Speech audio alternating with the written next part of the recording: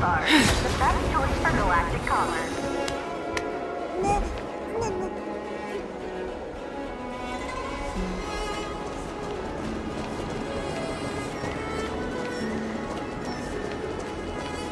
Come on in.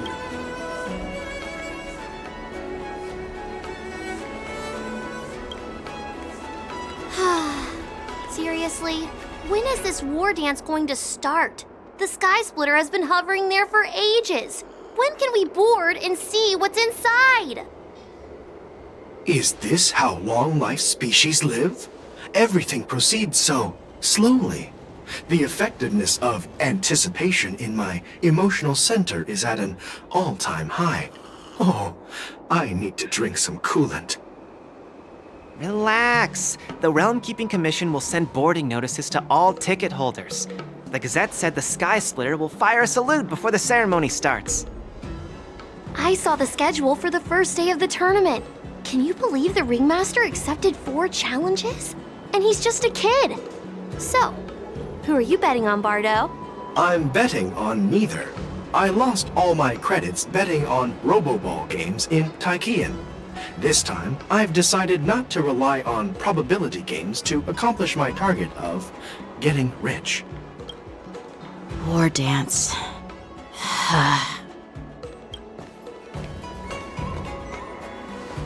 There you are.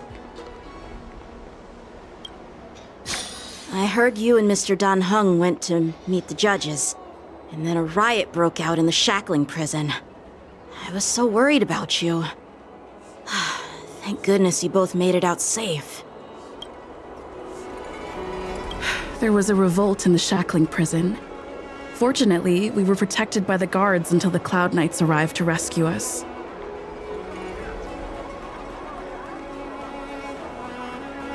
I was planning to take Miss March and Yun Li to Stargazer Navalia to see the Sky Splitter up close, but we stumbled upon a group of suspicious Foxians carrying official identities.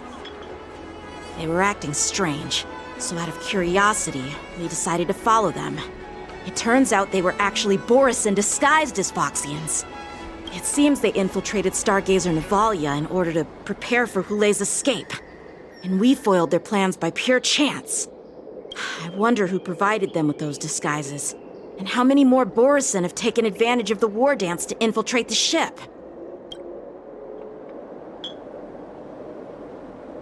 Yeah, I heard them too. But I'm afraid I'll have to disappoint them. I've already reported to General Jing Yuan that I'll give up my role as the Ringmaster.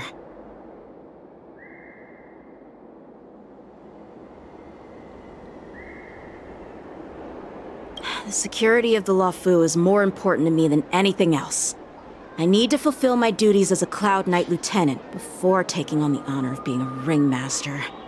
Those tourists just want to see some good sword fights. Anyone can participate in this kind of tournament.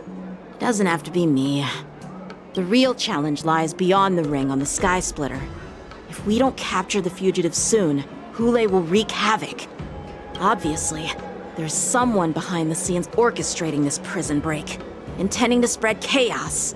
If we fail to thwart their evil plan, what honor will be left for us to uphold? Well said. You may be tiny in stature, but your ambition matches that of the Yao Qing's warriors. Hey, this has nothing to do with my height.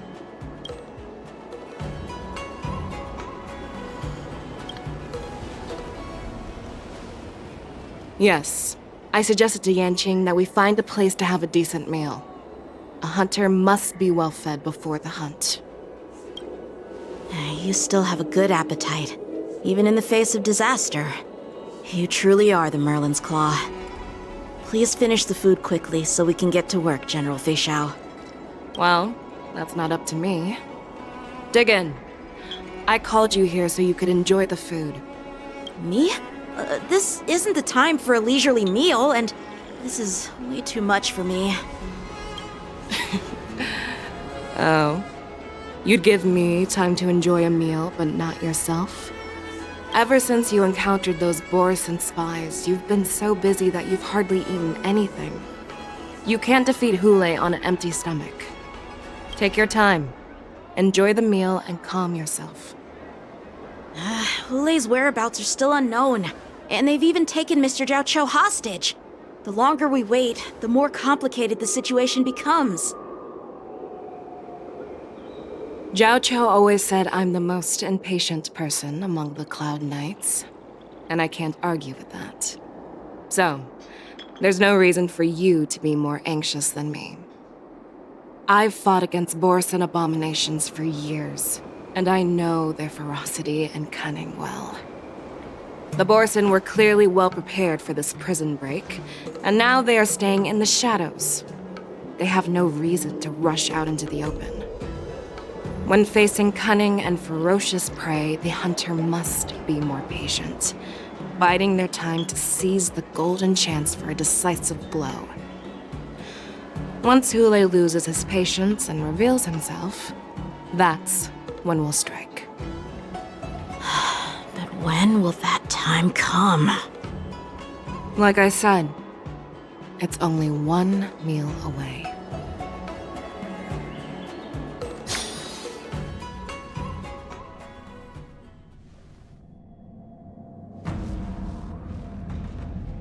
General Hua Yan, the Skyfaring Commission has finished its preparations. Do you have any other instructions? Representing the consensus between the Merlin's Claw and the Divine Foresight, I'll step in as the temporary commanding officer of the seat of Divine Foresight and oversee the Six Commission's affairs on the Loufu. What is the situation at the shackling prison? Hulei made a quick escape and even sealed the gates of the prison. As of now, the Cloud Knights have re-established contact with the staff inside. The good news is the two Nameless who were trapped in the shackling prison are safe and sound. I know I shouldn't use the word great given the current situation, but I'm relieved that she and Dan Heng are safe. We've lost contact with one of the messengers from the Xianzhou Yaoqing. The Borisin have likely taken him hostage. Don't worry, Yuko. Fei Shao is leading the wolf hunt operation, and you know how capable she is.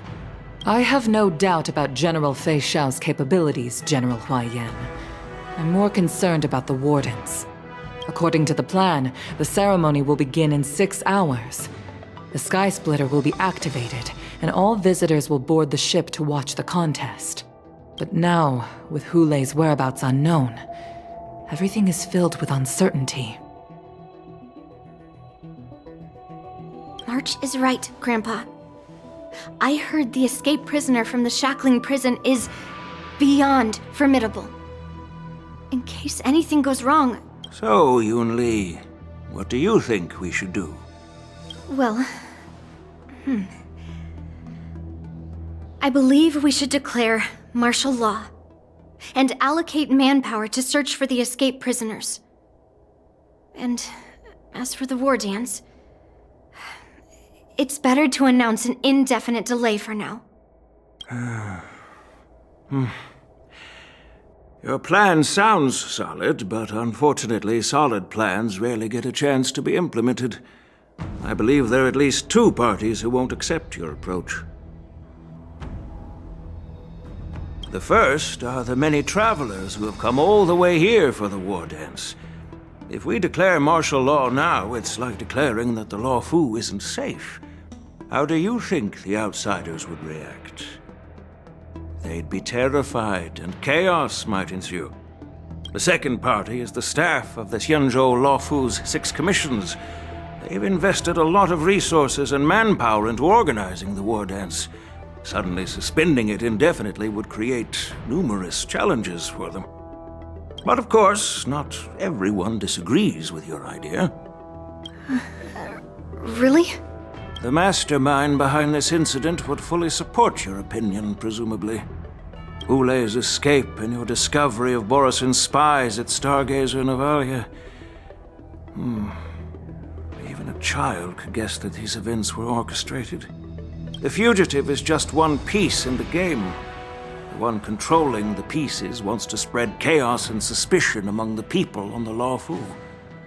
If we declare martial law and postpone the war dance, we'll fall into their trap and instill fear in people even before Hulei actually does anything. So what do we do? We'll search for the prisoners while maintaining order on the Loufu, acting as if nothing has happened. As if nothing has happened? Yanqing said he'd assist the generals, and now he's nowhere to be found. With the host ringmaster gone, how are we supposed to act like nothing has happened? That's why I called the two of you here.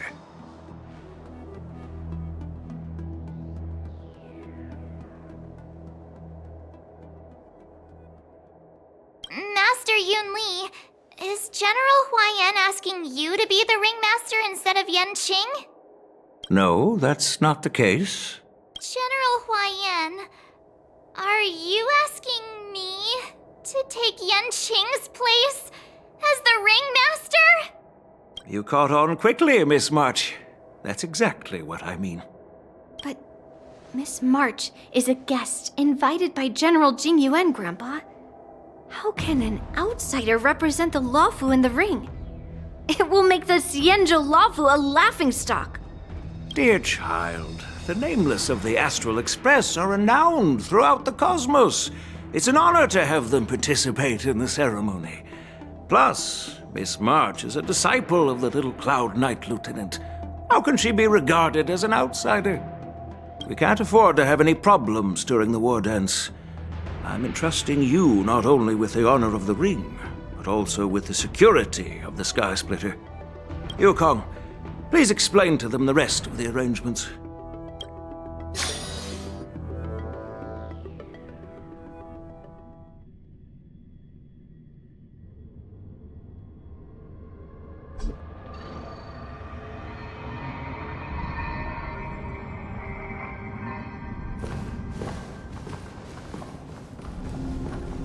I am sorry for our improper management, and I truly appreciate your assistance, General. There is no need to apologize. We Cloud Knights fight on the battlefield while you judges punish the criminals. We are two sides of the same Xianzhou Loufu, and it is my honor to serve the Ten Lords' commission. I've grasped the situation of the prison break. Now tell me more about the current state of the shackling prison. Borison infiltrated the prison in disguise and released the prisoners, spreading chaos. Among the judges on duty in the 4 divisions, Judge Shui from the detention division was killed and is temporarily unavailable. So, I'm taking over her duties and commanding Arumaton spectral envoys and spiritfarers to quickly restore order in the affected areas. I, and the two behind me, will go deeper into the prison to investigate. But, General, the situation inside is still chaotic and perilous. Your presence would be... It's common for Cloud Knight generals to face danger directly. Hule has escaped, and the Yaoqing envoy is being held hostage by the Borison. His fate is unknown. This is a grave matter. Not only did the Merlin's Claw offer no reproach, she decided to go after Hule herself to prevent further calamity.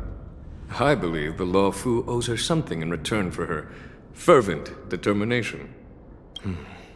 How did the infiltrators learn about the location where Hule was held? And how did they time their plan just before the Yaoqing messengers were ready to escort him? Finding the answer to these questions shouldn't be too difficult. What truly matters is if we can gather the clues that lead us to the mastermind behind all of this. I understand, but I'm afraid it won't be an easy task. For a long time, this hidden force has been pursuing their own goals and undermining the security of the Loufu. Backing down now will only encourage them to further endanger the peace here. The Ten Lords Commission will support your decision with everything we have, General. Dan Heng and Ling Sha, I'll need both of you to accompany me on this challenging journey. Well, it's part of my responsibilities as the Cauldron Master. So, where would you like to start, General? Let's start with those Borison disguised as Foxians. My people have already prepared the evidence.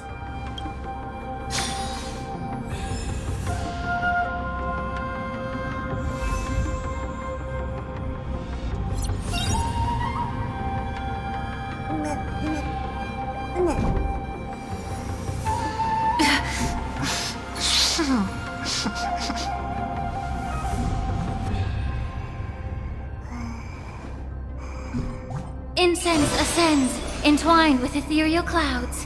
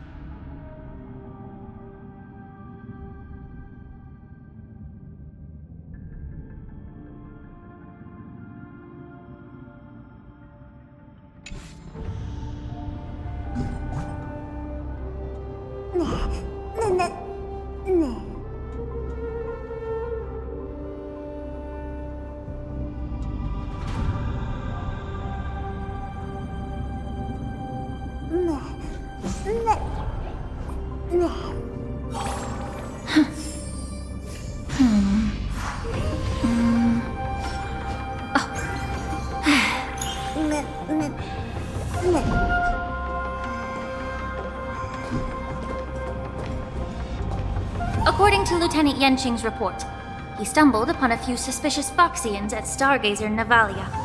After following them, he discovered that they were actually Borson in disguise. This is one of the bodies. Looking at him now, it's hard to imagine how he transformed into a Foxian. My alchemists detected some complex ingredients in his remains, which might explain how these Borson were able to disguise themselves as Foxians. Simply put, Foxians and Borson share a common ancestry. Although they look completely different now, there isn't much genetic difference between them. This medicine allows Borson to temporarily change their shape into that of Foxians. So, in other words, if they stop taking the medicine, their true form will soon be revealed?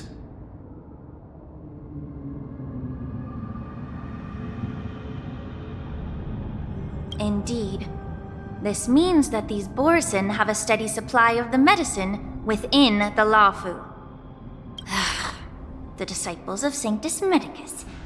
Looks like the Alchemy Commission is involved once again.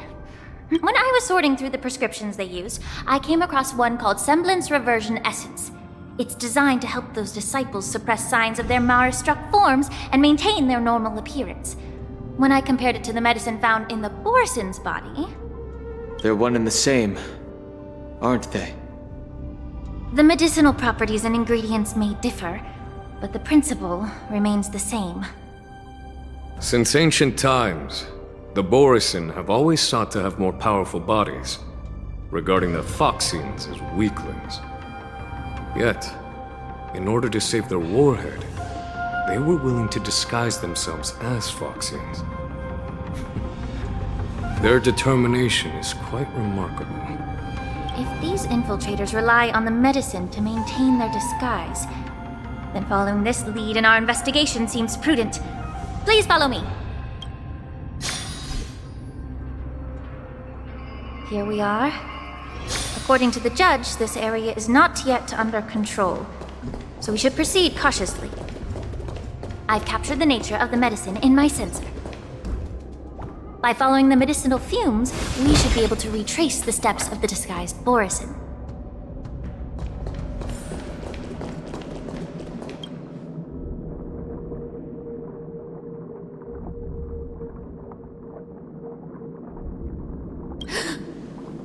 Incredible strength. The attacker shattered this warden's bones with a single blow. Such brute strength is not something an ordinary Borison possesses. This is likely the work of Hule. If I may be so bold to ask, is this Borison truly that formidable? I have lived a bit longer and engaged in a few more battles than you, Miss Lingshaw. To the Alliance, Borison have always been the most formidable adversaries. And Hule is a monster feared even among his own kind. With his strength, Hule united numerous Borison packs, forming a grand army of abominations of abundance. They constantly pushed the Alliance's armies into perilous positions. Over 7 centuries ago, I followed my mentor on a campaign against the abominations. And I personally witnessed the devastation on the battlefield after Hule appeared. Even with medicinal pellets that suppressed the fear caused by his lupitoxin, countless Cloud Knights succumbed to panic in the face of his murderous aura. They couldn't even raise a hand in resistance. If the former sword champion hadn't immobilized Hule with her Frostblade, the outcome of that fateful battle could have been very, different. By the end of the battle, only a few of us remained. The crimson moon cast the sheen of blood on all. Everything I saw was painted dark red. If that's the case, why wasn't the beast executed instead of being imprisoned? On the Xianzhou Juming, the judges cast those unforgivable and nearly immortal abominations of abundance into the eternal flames of the stars, reducing them to ashes. Their so-called immortality is just a facade. I mean, nothing can truly defy death, can it? I just don't understand why the Loufu kept this tumor for so long, leading to the terrible situation we're facing now. But I guess I understand. The people of the Loufu are known for their kindness. Even when faced with the malignant tumor within the Alchemy Commission, they couldn't bring themselves to cut it out. Instead, they exiled the healer, who tried to solve the problem, to the Xianzhou Juming. I understand if you hold grudges against me, Miss Lingshaw. I take the blame for the resurgence of the disciples of Sanctus Medicus. As for why Hule was only in prison, I can shed some light on that too. I'm just a healer. I'm not familiar with the past. I'd appreciate it if you could enlighten me, General. All right. Let me tell you more about it as we go.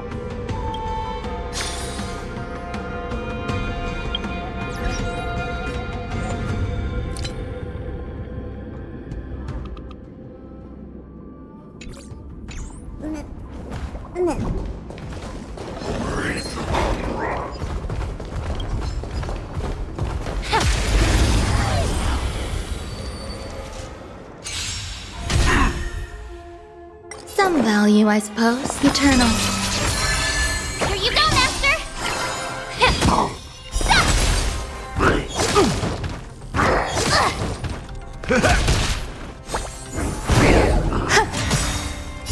All will be swept away by the wind. Yeah! Time to cleanse the filth. Azure Dragon, White Tiger, less carbs! What's this? Awesome!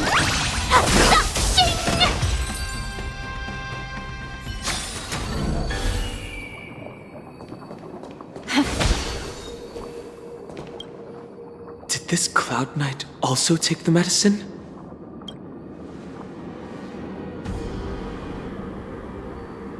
No. This is a Borisin in disguise. A guard killed him before he could return to his original form. All these Borisin are dressed in official attire. Besides the Cloud Knight, there were also 2 Borisin disguised as members of the Skyfaring Commission and the Artisanship Commission. Whoever is providing them with official identities must hold the position of power. Let's search elsewhere.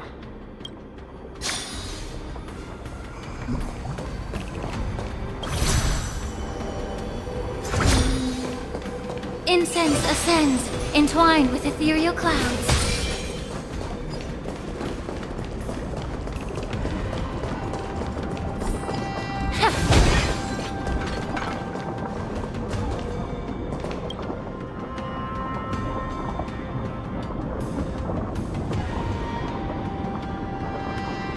Someone bit open his arteries and drained almost all of his blood while he was still alive. Such a cruel and ruthless act. Despite being a long-lived species, Borisin are actually more like predatory beasts that must feed on raw blood and flesh. I've heard that Hule was deprived of food and water in the shackling prison. It's hard to imagine how he managed to suppress his hunger for over 7 centuries. Will the hostage from the Yaoqing be able to avoid being his meal? Such is the terrible nature of the abominations of abundance. We subjected him to the Forest of Swords to drain his life force. But in the end, his punishment turned into a test of our patience. Just like you said, Miss Lingshaw. Casting a creature that can't be killed into a star would be a way to permanently get rid of it. But unfortunately... The Foxians didn't agree to that. Exactly. The atrocities committed by Hule went beyond mere massacres. Throughout numerous wars, we made every effort to eradicate the Borisin. But Hule, with his mysterious sorcery, turned countless Foxians into his pawns. And so the Borisin kept returning. The Foxians curse his name day and night, and they even use it to scare children into staying quiet. How could they grant a swift death to such a great sinner? I wonder if you know why Hule wasn't taken into custody by the Foxian majority Xianzhou Yaoqing, but instead imprisoned in the Xianzhou Loufu, Miss Linsha. As you mentioned, your mentor was an exceptional warrior and was the one who defeated Hule, an extraordinary achievement. Therefore, the Marshal placed this feral beast under the jurisdiction of the Xianzhou Loufu as an honor, I assume? It seems you have a major misunderstanding about this arrangement, Miss Linsha. Allow me to explain it to you.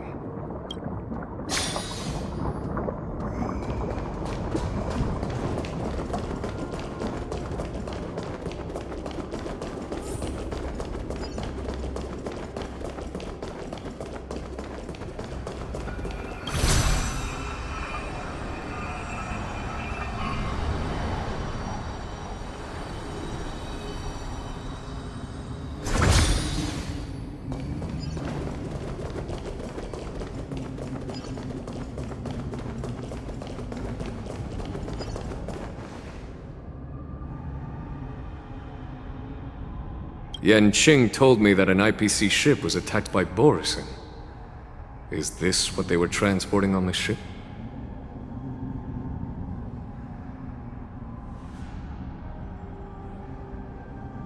Yes. The Artisanship Commission and Alchemy Commission conducted a joint examination and found that the parts of this machine are made from specially refined Borisin biotissue. I heard the Intelligentsia Guild has been researching the biological properties of long-life species, hoping to make medical or combat-related discoveries. However, they haven't dared to cross any lines due to their so-called relationship with the Alliance. Perhaps to those scholars, Borisin are no different from lab animals. Maybe the Borisin attacked that ship to retaliate against the Intelligentsia Guild for experimenting on them? No. If it were only about revenge, they could just wreck the ship and destroy all the cargo, instead of allowing it to end up in the shackling prison. It was a deliberate display to showcase the dangerous nature of the cargo in broad daylight. This way, the cargo would end up in the shackling prison, serving as a tool for the prison break. This skill in exploiting the blind spots of others' mindsets is so atypical of them. I'm afraid the IPC and the Intelligentsia Guild unknowingly became their accomplices.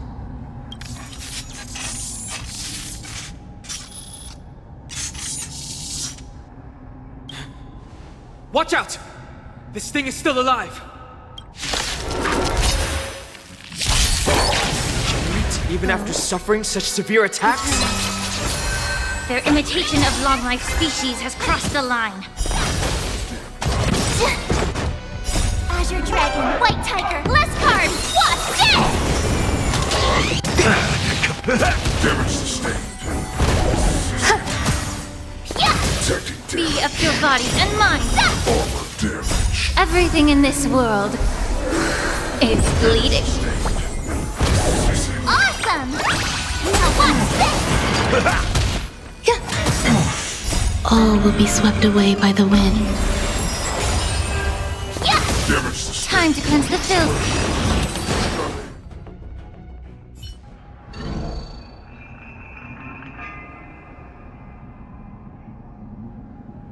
You haven't answered my question about why Hule was imprisoned in the Loufu instead of the Yaoqing, General. You've been reserved in your response. Could it be that such an arrangement wasn't an honor? The reason why the Marshal didn't leave Hule on the Yaoqing lies in the very mech in front of us. Are you suggesting that there are people trying to understand Hule's secrets and use them for their own purposes? Just like with this mech? Well, I understand. I've heard that the Foxians on the Yaoqing share a bloodline with the Borson. And just like the Borson, some of the Foxians there experience an uncontrollable insanity called moon rage. The Marshal believed that this would be inhumane and no different from what the Borson did, so... Exactly. While Borson see moon rage as a blessing that unlocks their true potential, Foxians see it as an inevitable curse within their bloodline. Countless healers of the Yaoqing have attempted to unravel this mystery, but to no avail. Why can Borson control the power of moon rage? Can we Foxians break free from this curse? These questions were asked frequently. Each questioner had good intentions. But the road to catastrophe is paved with good intentions.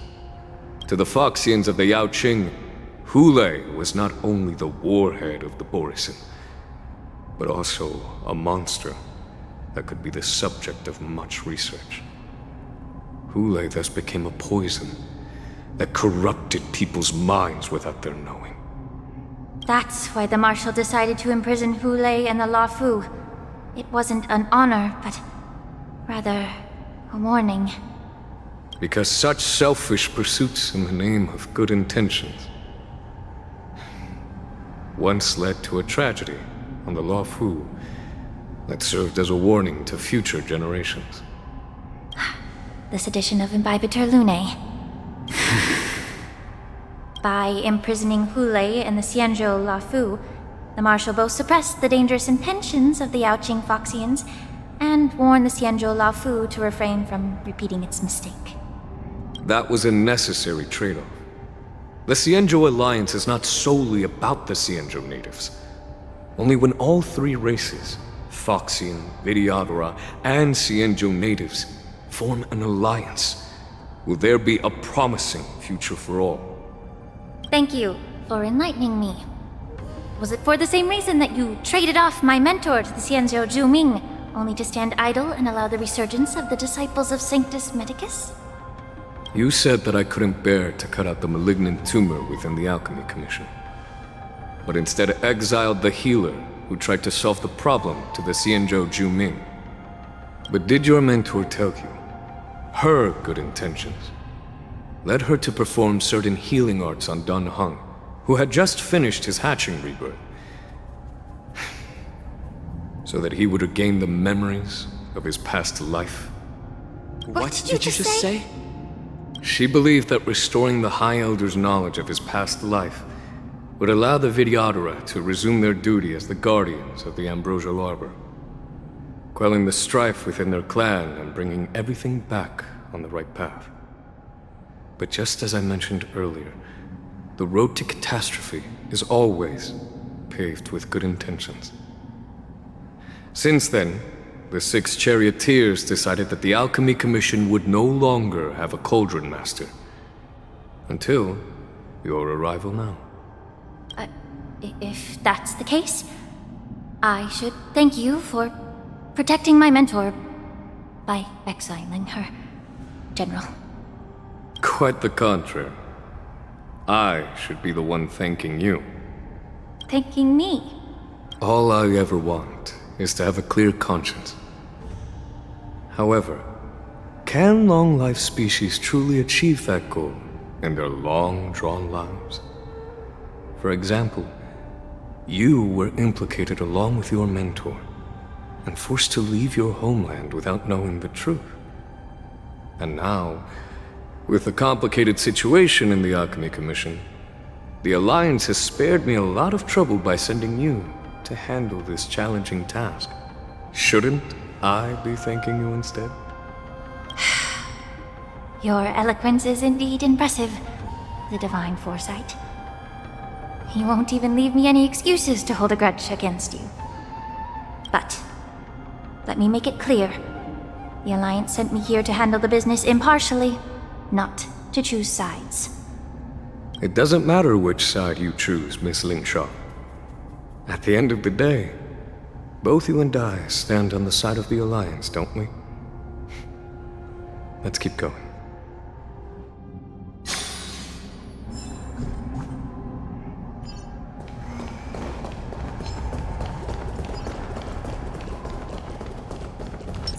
Peach blossoms and divine sword. Sound lingers. Incense ascends, entwined with ethereal clouds.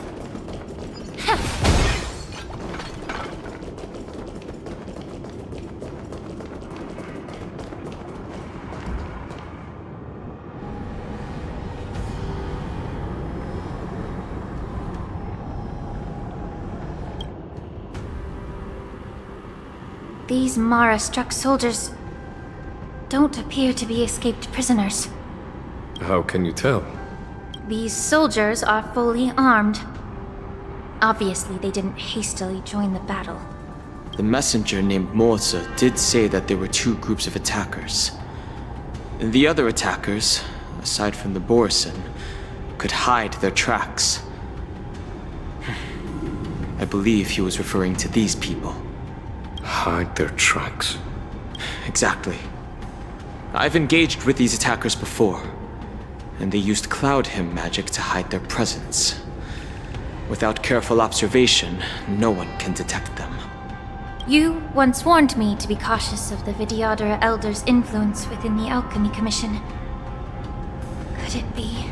What's on your mind, Miss Lingshaw? Well, it seems that someone provided the attackers with a map of the shackling prison. And considering the Vidyadhara's involvement in the prison's construction, it raises suspicion about their role in this. Additionally, the fact that the Borison need medicine to disguise themselves would suggest that there are still moles within the Alchemy Commission assisting them covertly.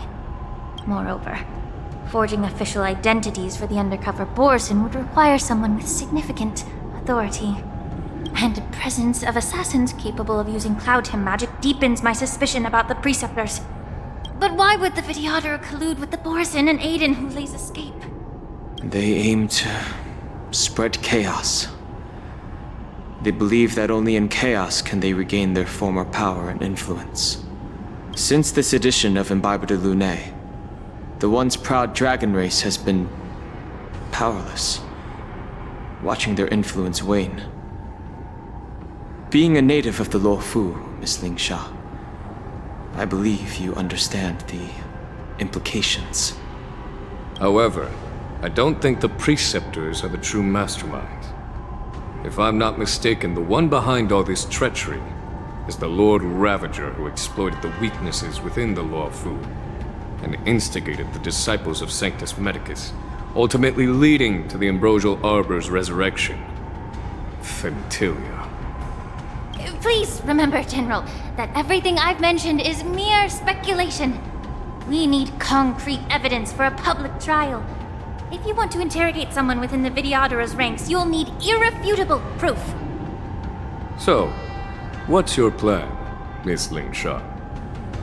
I'll send an invitation to the Preceptors. An invitation? The Preceptors have been inviting me for a personal meeting since my arrival on the Loufu. Now, I'll send them the remains of these Mara-struck soldiers and the route map I found in the prisoner's possession. Then, I'll ask them to meet me at Scale Gorge Waterscape. I'd like to hear their explanations. Good idea. If I were to take action, it might alert the true mastermind. I trust you to handle this matter, Miss Lingshaw. The internal affairs of the Vidyadhara should remain under their jurisdiction. And don't worry if things don't go smoothly. Once the wolf hunt operation is over, the hidden truths will come to light. Speaking of the wolf hunt operation, I'm truly worried about the Yaoqing messenger who was taken hostage. Hulei was starving in the shackling prison for centuries. I don't know if the messenger can survive in that wolf's clutches. May Rainbow's blessing keep him safe.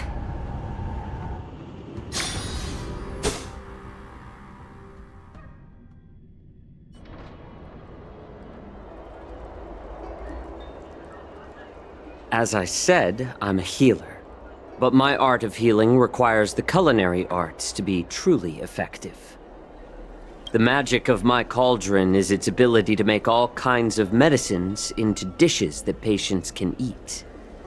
When simmered and cooked together, any kind of medicinal herb or ingredient becomes a delightful delicacy. Delicacy. But isn't that just one flavor overpowering the others? Well, you have a point. Let me ask you this. If there's a fussy child who refuses to eat green peppers, what's the best way to make him eat them? Stuff the kid's mouth with the green peppers and cook him alive in a pot. You have quite the sense of humor. I've heard that you, Borisin, have lost many of your taste buds during the self-modification process, so you can't experience complex flavors. Only the saltiness of blood and flesh truly awakens your appetite. It's a shame I don't have any green peppers right now. Otherwise, I'd happily stuff them into your mouth and cook you alive in a pot. I'm just kidding. The answer is quite simple. Chop up the peppers and mix them with minced meat to make meatballs. This way, the flavor of the meat overpowers the taste of the peppers. And even a fussy child can enjoy them. Can I just boil your tongue in this hot pot? I know you're trying to buy time until someone comes to your rescue. You said that Jin Liu recently returned to the Loufu, right? Well, she did come back. But unfortunately, I also found out that she committed serious crimes and was escorted to another Xianzhou ship. Do you really think you can delay our departure by provoking Lord Hulei's desire for revenge with your clever little tongue? You see Borisin as savages who know nothing about the Xianzhou, but in fact, we know all about your tracking tricks. Like the jade abacus you're carrying, and the side cranes in the sky. The more hope you hold in your heart, the greater your pain will be when death comes. I wonder if you can maintain your composure when I tear your throat open. His composure is only a temporary effect of the medicine. And it will wear off soon, right? Lord Hulei! Oh, you pathetic Foxians. For thousands of years, we were the ones who allowed you to live, and who granted you civilization. But in the end, you chose to betray us for the freedom promised by the Xianzhou people. But it's all right. As long as you catch the scent of your masters, you obediently return to us, no matter how far you run away.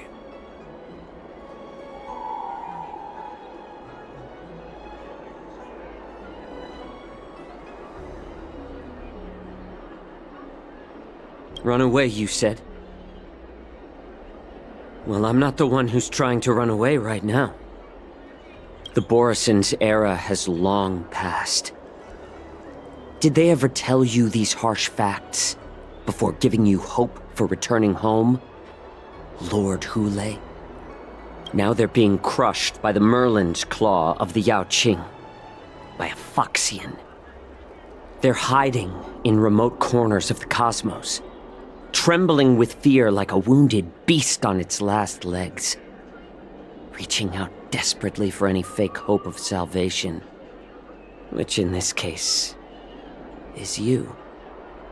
The Merlin's claw of the Yaoqing. A Foxian? Very interesting. Tell me, Moktok, is he speaking the truth? He isn't lying. That lowly beast was a war slave who ran away from our pack. Cannon fodder, a thief! She stole our power and used her knowledge about us to fight us, using every dirty trick in the book! And she bested you, Moktok. Fairness is but a pathetic excuse for the dead and defeated. Since our great pack has fallen apart, who told you that I was alive? And who sent you here?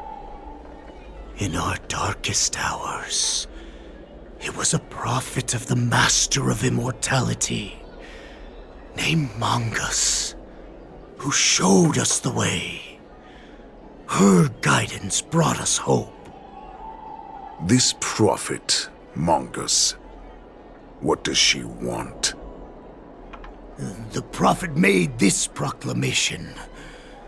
The Borisin have been divided for too long, and only your return can unite all the packs, restoring us to our former glory.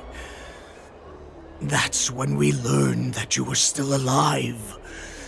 It must have been a manifestation of the Master of Immortality! And the prophet told us that the Foxian general of the Yao Qing would take you to her ship during the Loufu's war dance, and that it would be our best chance to infiltrate and free you from your prison. And just as she said, we did it!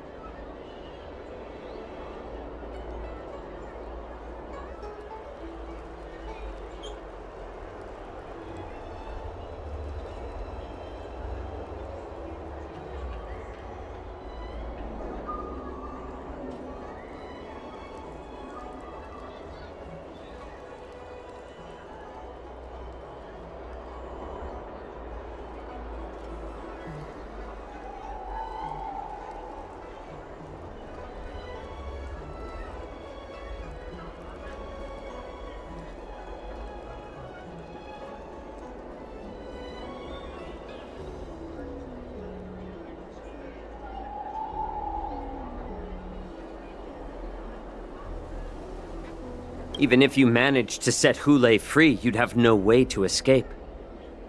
We've already prepared our ships, and the Prophet's prediction will surely come true. Once the news about the prison break spreads, the Cloud Knights will close all the ports. You may think you've escaped the prison, but you're just trapped in another cage, known as the Loufu. Let me kill this unruly, lowly beast, Lord Hule! I assure you that our star skiffs will soon arrive. Right now, everyone in the Loufu is distracted by the stupid war dance, so this will be the perfect chance to escape. Once you've returned to your territory, your revenge against the Xianzhou ships will be within reach. Perfect chance to return to my weak and shattered pack at the mercy of a ridiculous false prophet and become a mere puppet in her clutches. Her plan is full of flaws. The only paths she has prepared for you are escape and death. Listen up. A wolf never allows itself to become prey. From now on, you'll follow my orders. Since you are so confident that the Cloud Knights will close the ports, Jiao Chou, I'm now giving you a chance to go and see it for yourself. Go to the ports, come back, and tell me what you saw. Wait, what did you just say? But my lord! Would an alpha wolf ever listen to a cub mock talk? No, I've never heard anything like that. I wasn't trying to defy your will. I will always unquestioningly follow your orders. I'm offering you a once-in-a-lifetime opportunity. Don't you want to run away, Jiao Chou? You will come back.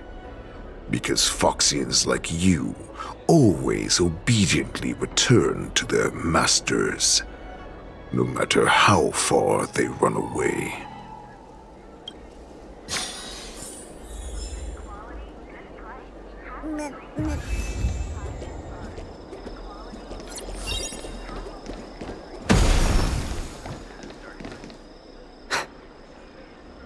I can't believe he actually let me go.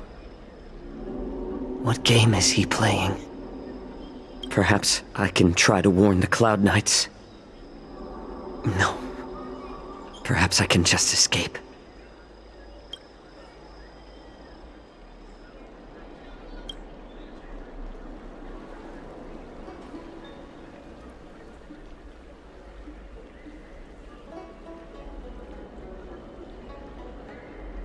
Just as I suspected. He's testing me. The Cloud Knights must have been aware of the situation inside the shackling prison for some time. Will General Fei Xiao personally lead a squad to capture Hule? For now, I'll do as he asked.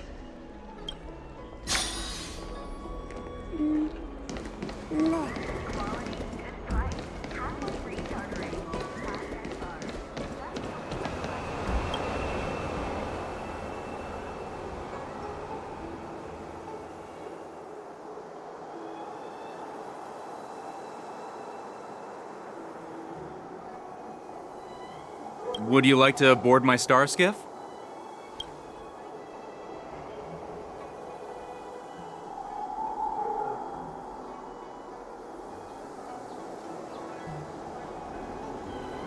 Well, my little star skiff can't accommodate that many. But I have a larger one that will arrive in less than 15 minutes if you need it. So, where would you like to go? We need to hurry wherever we're going. The war dance is about to start, and the Skyfaring Commission is prioritizing star skiffs heading to the Sky Splitter.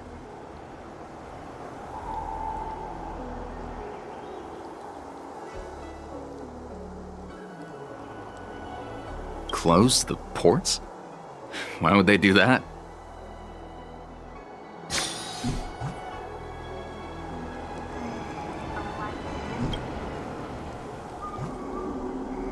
Would you like to board my stars? Well, we need to hurry wherever we're... Close the ports?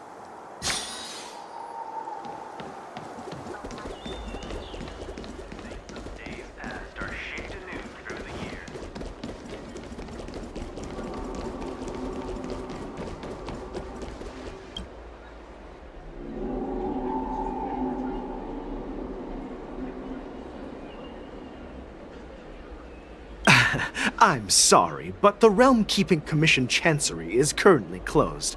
All the officers and officials have been reassigned to assist in the war dance.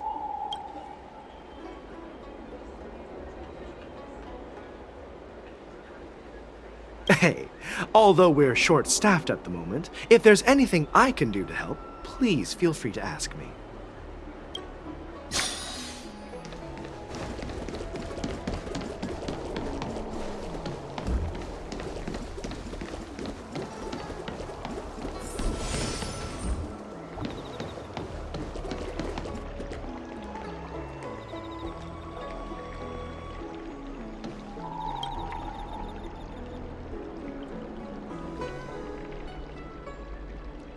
Hey there. I noticed you'd been looking at me for quite a while.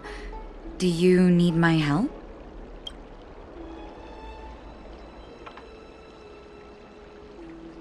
Understood. Please come to me if you need any help.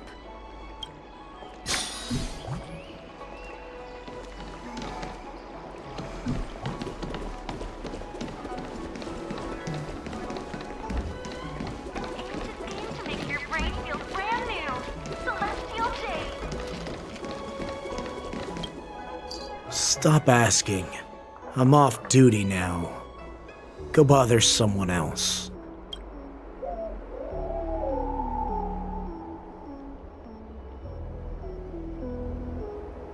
Can't you just stop asking?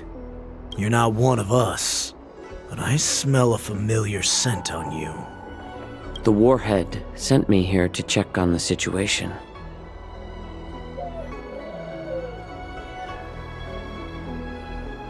No, not at all. Instead, the Skyfaring Commission is clearing routes to prioritize star skiffs heading to the Sky Splitter. This will make our ships more noticeable when we try to escape. The ports haven't been closed? What is going on? Stalling won't help. It's time to confront Hule and see what tricks he's up to.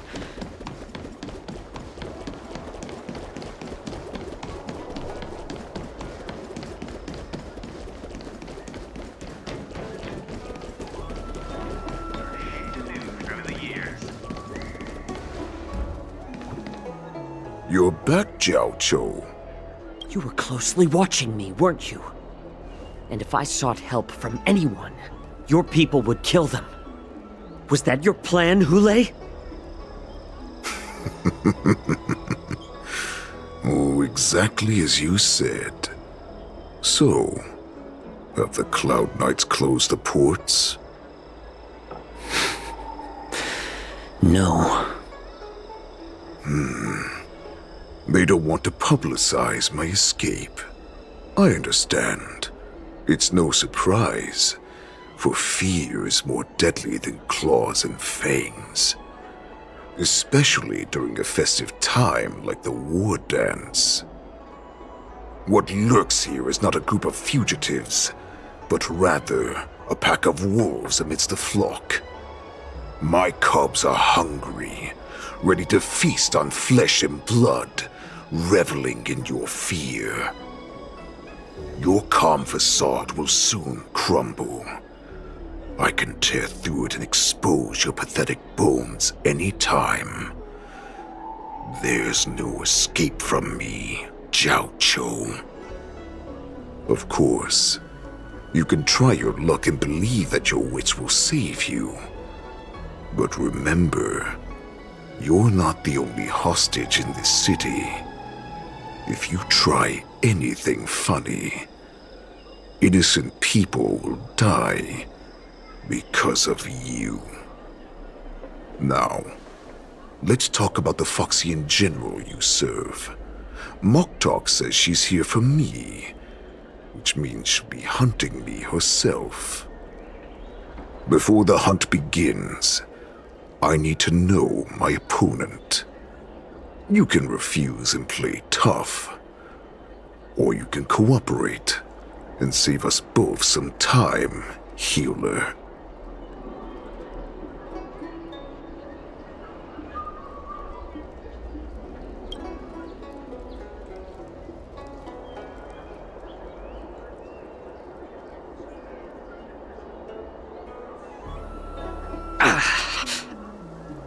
Good.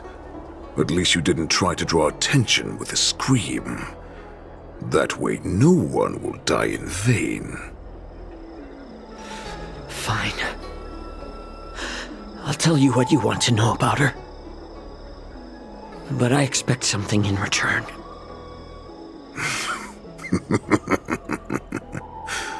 What makes you think you're still in a position to negotiate with me? You can torture me until I talk. Or let's save us both some time. Warhead. Here's the question that's been bothering me. How have you managed to survive and endure centuries of torture?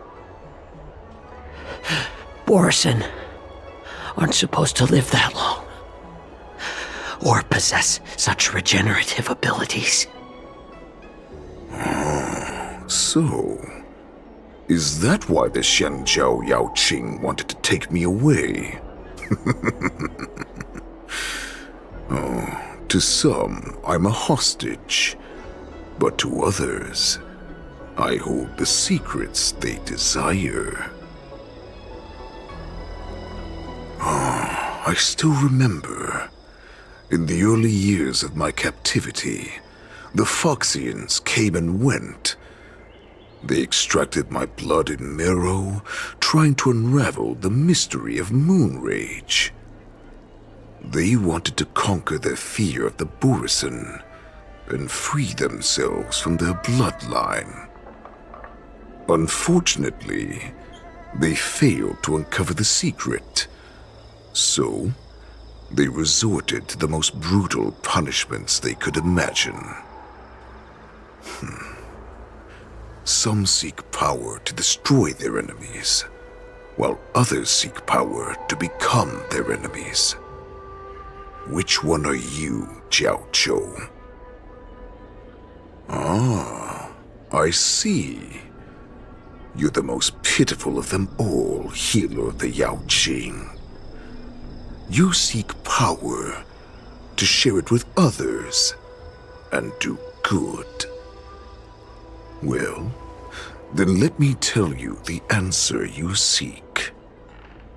In our ancient legends, Duran, the ancestor of the Borison, was dissatisfied with his limited lifespan and power.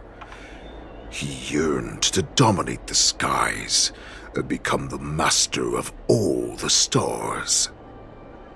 To achieve his goal, he sacrificed the lives of countless Borison and Foxians, pouring them into the spring bestowed by the Master of Immortality.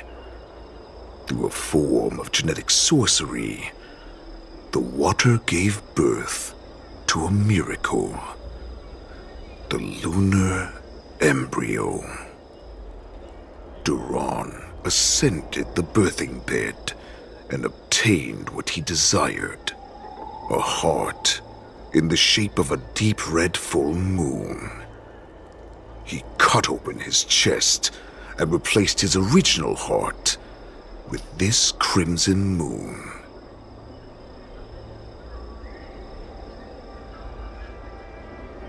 Laugh all you want, but only I know the truth behind every word. This moon heart beats within the body of every generation of the Borisin warhead. In the ritual that decides the new warhead, the successor cuts open the previous warhead's chest and consumes the divine heart, thus possessing it as their own. Devouring is the true essence of life, allowing us to endure and thrive. It gathers the life essence of all the prey we consume, making us stronger and stronger. I thought all hope was lost after 7 centuries of torment. But now, this heart is beating once again. All right. Now it's your turn to tell me everything about the Merlin's Claw. Jiao Cho, I found you.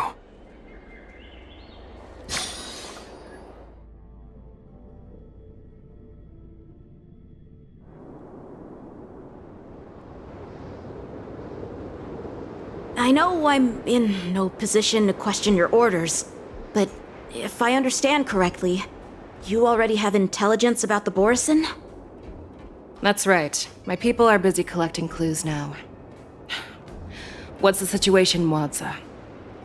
General, before we completely lost contact with Jiao Cho, I picked up a signal from his Jade Abacus. It won't take long before we locate their whereabouts. If that's the case, shouldn't we immediately go there and join forces to eliminate the Borisin? Why are we returning to Stargazer Navalia? Looks like your general has only taught you swordplay, not the art of the hunt. There's an old saying among the Borisin. In the forest, the hunter may easily become the hunted. While we may call ourselves the hunters now, chasing them blindly will only make us become the prey.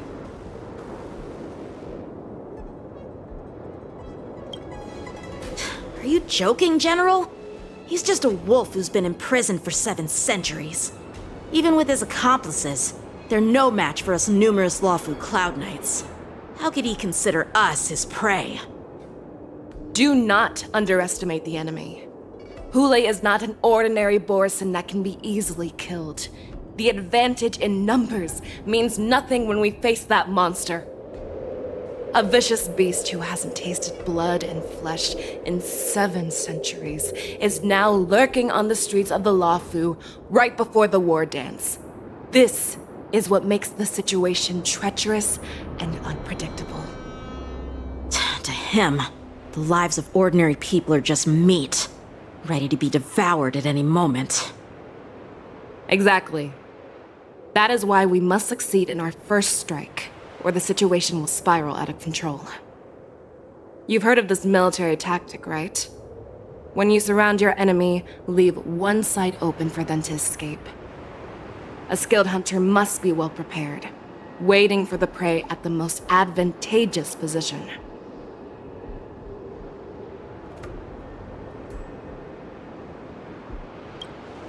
What would we do if we were the escapees from the shackling prison? While we can disguise ourselves and blend in with the crowd, we don't plan on staying here for long.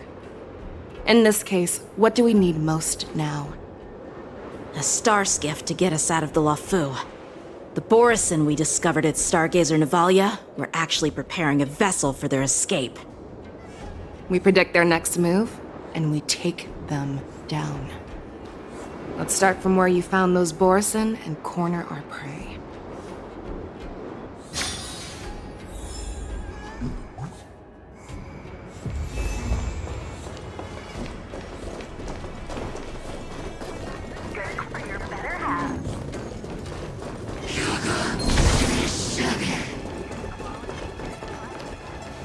This is where we ran into the Borisin last time. It looks the same as usual. Because I blocked all the relevant news to make it seem as if nothing had happened.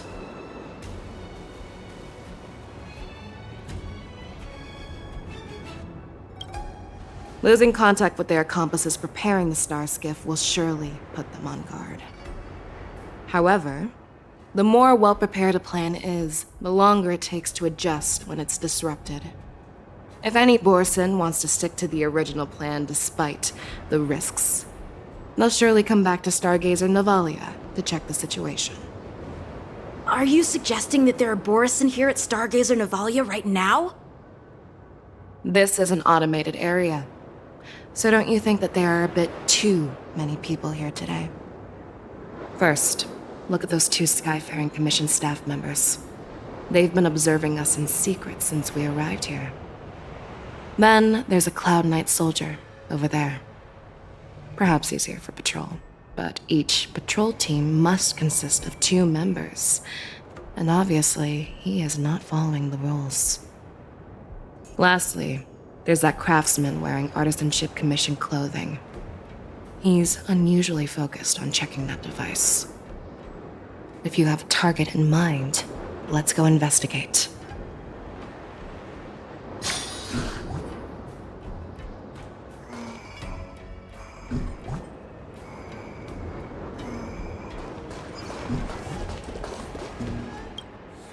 Hey, you there! Please refrain from wandering around Stargazer Navalia if you're not... Oh, it's you, Lieutenant Yenqing.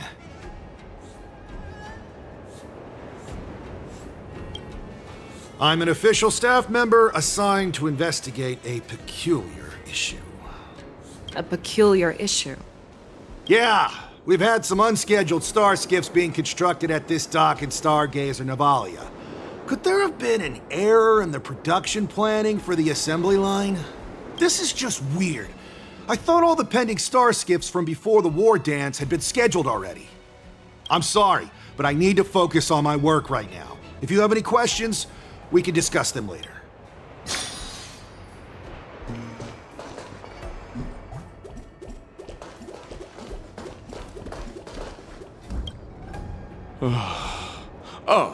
Lieutenant Yenqing and General Fei Xiao?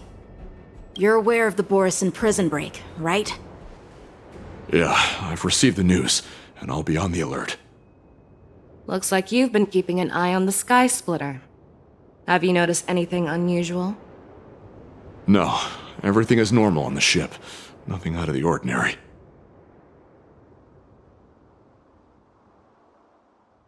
This is not a location for a Cloud Knight on guard duty, is it? Well, this spot offers a great view. Are you here to keep an eye on the Sky Splitter? Yes. You've been observing the Sky Splitter for a while. Have you noticed anything? Honestly, just watching the ship from here isn't too thrilling. I wish I could go on board and witness Lieutenant Yenqing's contests. Speaking of which, Lieutenant Yenqing, aren't you supposed to be on the Sky Splitter? Is it alright for you to be here instead? Thank you for your concern, but I have more pressing matters to attend to.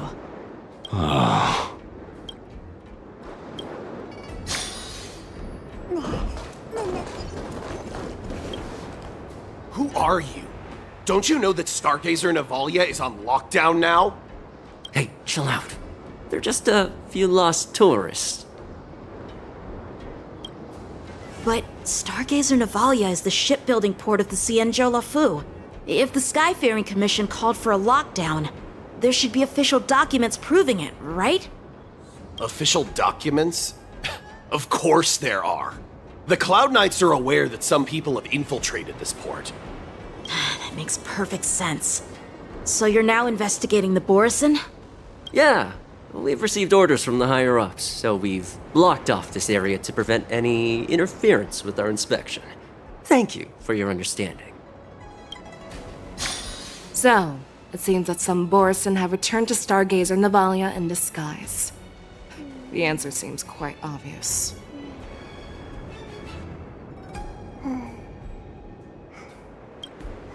That's my suspicion as well. Remember when I mentioned that the Cloud Knights blocked all relevant news to make it seem as if nothing happened? Stargazer Navalia is not under lockdown. But on the contrary, those staff members use Stargazer Navalia is on lockdown as an excuse to persuade us to leave. This contradicts the Cloud Knight's plans. Their flimsy disguise has been exposed. Even if they try to hide, there's no way they can escape us.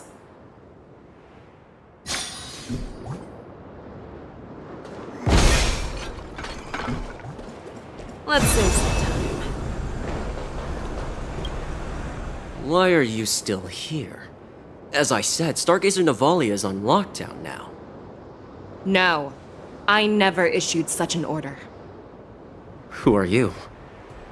Perhaps you haven't met me on the battlefield, but I am certain you've heard my name.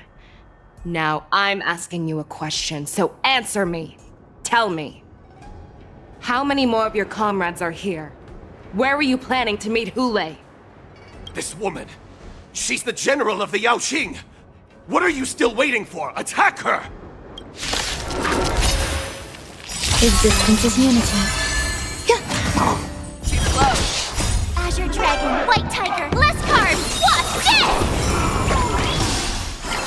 The fearless knows not fear. Trap! That won't do. Forever triumph! Victory is inevitable! Awesome! Now watch this! Run! Tell Lord Moktok about this!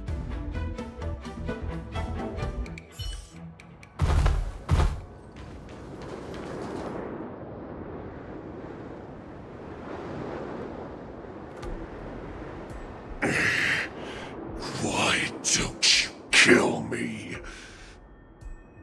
Because I need answers.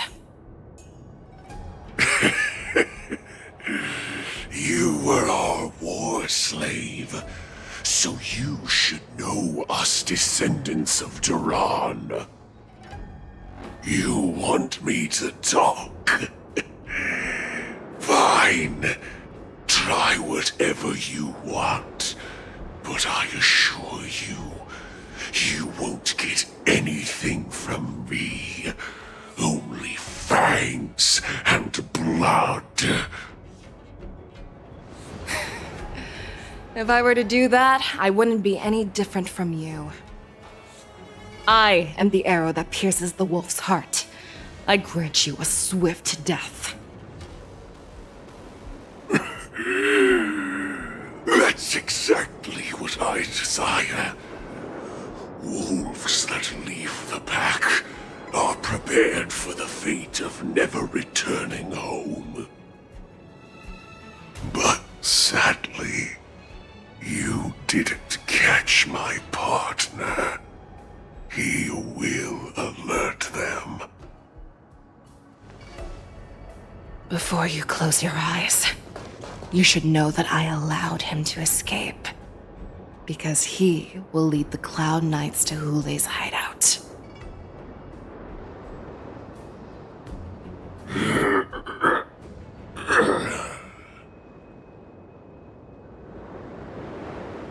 Is this how you leave one side open? You let that Borison escape so you could track him? This is the most common hunting tactic used by Borison. I know the methods of these abominations all too well. They always leave an escape route for their prey, allowing them to flee in fear. Then they chase them like it's a game. Borison get great satisfaction from the last struggles of their victims. Have you witnessed these things firsthand? That guy called you a war slave. What exactly have you experienced? Well, just a hazy past that I can barely recollect. Long ago, I was one of them.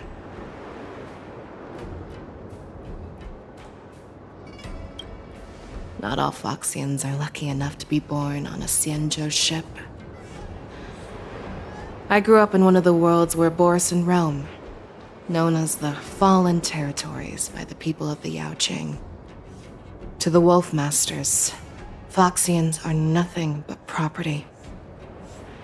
Cannon fodder used to slow down the Xianzhou attacks on the battlefield. But you survived.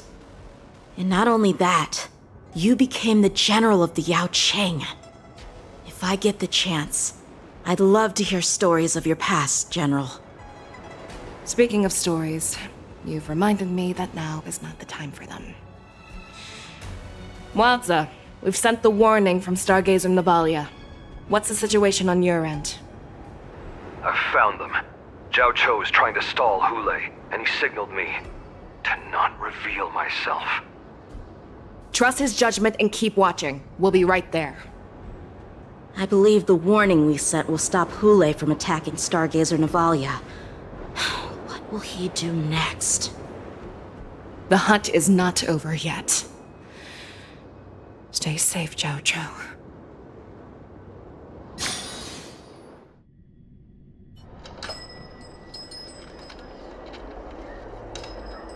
Please, save me. I want to live. Doctor! Zhao Cho, find a medical ingenium and give that kid a shot! Hurry! I see. How's the front line? The Borisin Beast chips have already landed on the Fenghu. It won't be long before this place is overrun as well. What about General Yueyu? Any news from her? I'm her healer. I should stay by her side at a time like this. She asked me to tell you that she's not coming back. She must protect the Cloud Pier telescope. General asks you to save that kid. The girl fought desperately just to bring us all back here alive. I've never seen such a brutal fighting style. Her body, it's like she was split open. Just like... Oh, her blood pressure is dropping. Do you hear me, Zhao Cho? Loud and clear. Get me some tumble dust. We've got to start the operation right now. I will bring her back. Is that why you're so determined to learn my secrets? Do you hear me, Zhao Cho? I do.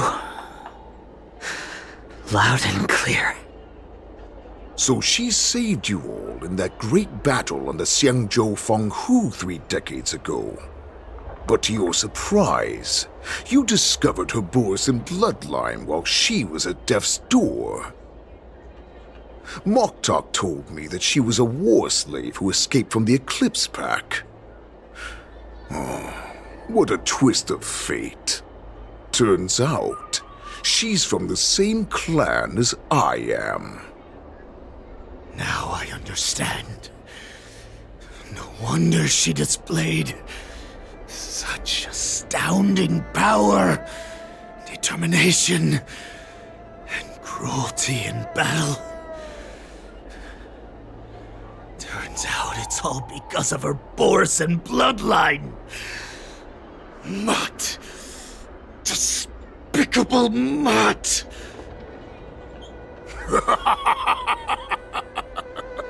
And she used the gift of her bloodline to destroy the Borisin.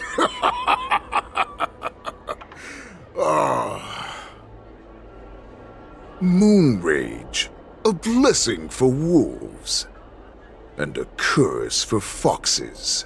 For Borisin, to have their bodies torn apart by Moon Rage and transform into a beast, is the ultimate joy. But for you Foxians with poor regenerative abilities, it means certain death. With the burning fury in her heart, that Foxian general will eventually lose her sanity and indulge in endless bloodshed. The scars on her body will not be caused by enemy weapons, but by the immense power she can't withstand. One day, she will be torn apart and die as a monster. And in return for saving her life, you intend to give everything to solve this impossible puzzle. Hule. Do you know the saddest thing about being a healer? All this time, I've devoted my life to bringing back those who sacrificed their lives to monsters like you. I exhausted myself, and my hands trembled. But I believed everything I did was meaningful. But once again, they rushed into battle. And then I heard of their deaths. They died under your claws and your jaws, amidst the flames of crashing star skiffs, and under the Lux arrow of rainbow.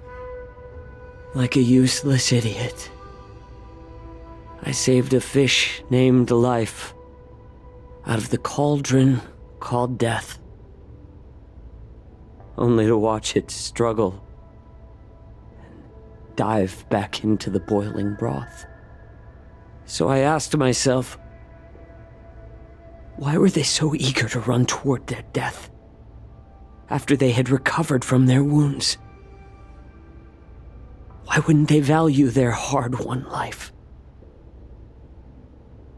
All the doubts left me feeling lost.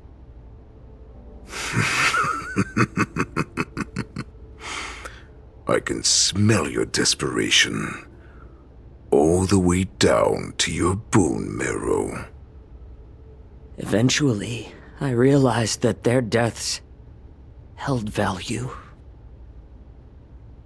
They placed the weight of their sacrifice on the living, granting us strength. With a coin forged by their deaths, they exchanged something more in return.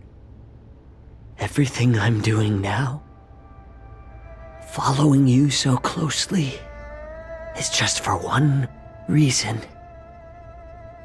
witnessing your death with my own 2 eyes. Even your death has value. It will pave the way for a peaceful war dance and a fully cured Fei Shao. The thoughts in your pathetic head are hardly surprising. Did you already know this? Yes, I did. As Borisin, we understand the value of death more than anyone. And as a healer who has witnessed so much death, you won't be swayed by fear. What a shame, what a shame. Your story actually sparked a trace of respect for you in my heart. Can you even feel respect with your corrupted heart? Of course. Because I caught a whiff of my own kind in you. Unfortunately, in the end, you're still just a weak fox. As the wolf's creed goes, gift the wolf a dead end where new paths arise. Raise him to a doomed fate where satiation lies. The cowards in forgotten corners meet their unworthy demise. Yet the valorous in brutal battles embrace their eternal prize. That's why I'm keeping you alive for now.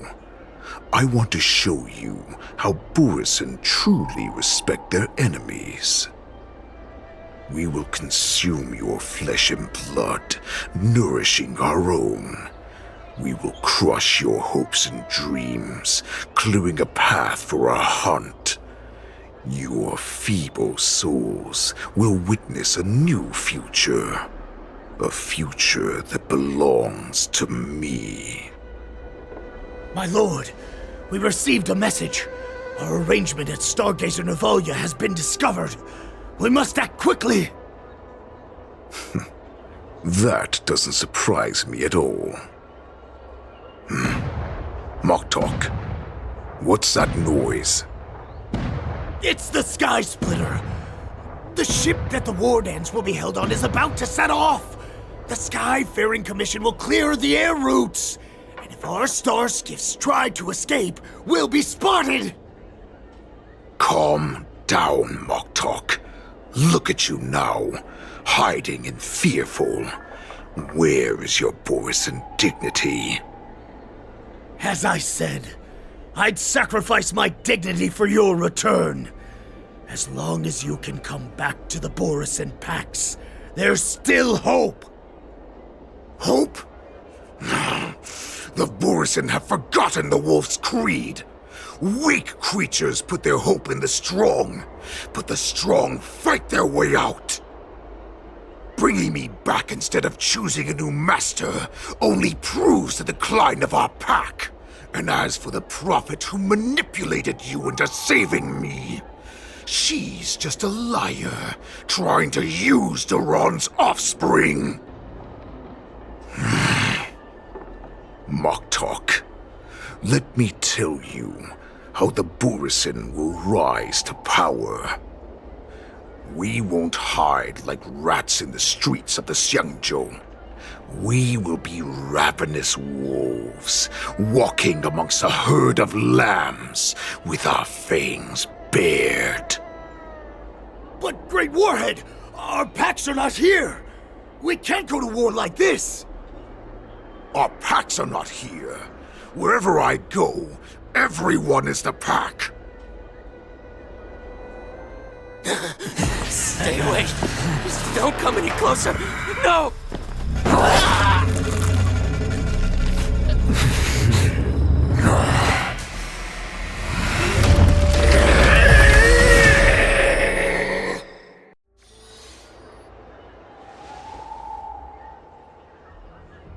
Moktok, we're the apex predators at the top of the hierarchy.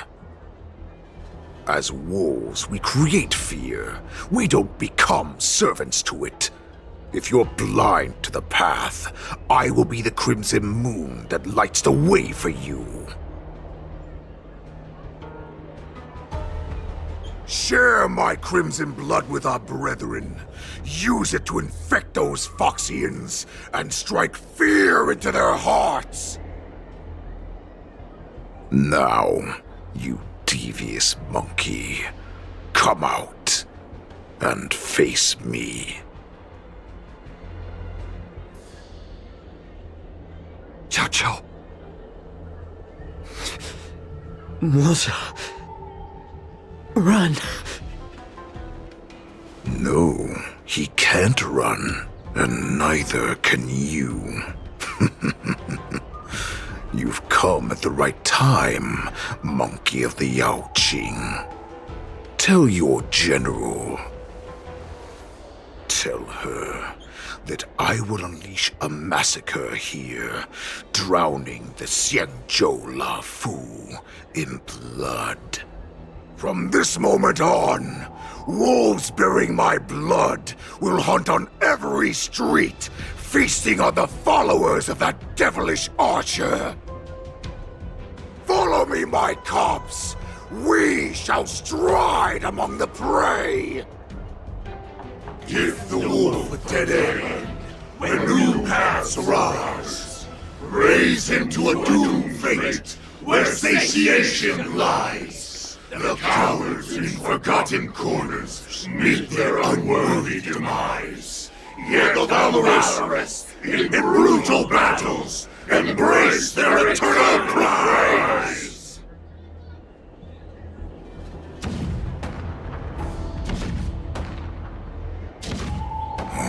Do you hear that? The rumble of the cannons.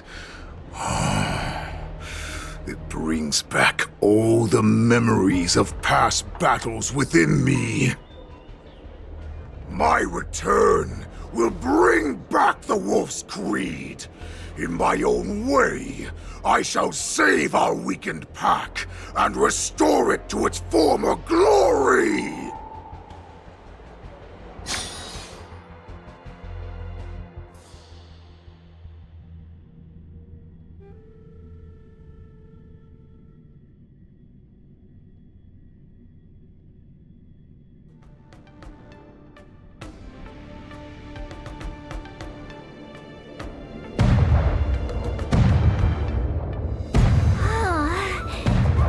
The Sky Splitter's gun salute is really loud. So this is what the war dance is actually like? I feel like my eardrums are going to burst. Well, how could they expect to attract people to come and watch if they didn't make a huge spectacle? March, you haven't forgotten what you came to do, have you?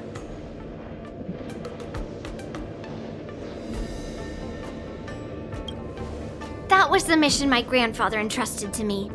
You just relax and keep guard over the ring. As the saying goes, the disciple takes the toil of their master. Remember, you are here under the identity of a Loufu swordmaster, taking the place of your no-good master Yenqing as the ringmaster. But what am I supposed to do if my opponent for this round is super talented and just wipes the floor with me in seconds? I'm still a beginner in swordplay. I don't know where I got the confidence when I agreed to help General Huaiyan. Come on, there's no need to worry about that. If you are defeated, then your opponent shall have to answer to me. Although, if that happens, the honor and the glory of the Xianzhou Loufu shall all be taken by the Juming. Master Yun Li, please, I'm about to compete. Can you say something that will give me a little confidence? March, think about the great storms that you, nameless of the Express, have weathered along your many journeys. There's no doubt that you have faced far more terrifying enemies than your opponents here today, right? Don't you feel a lot more relaxed looking at it that way?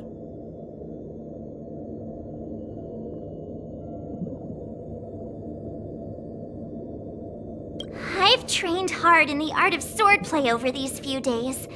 It's time for me to get in the ring and prove myself. Let's go!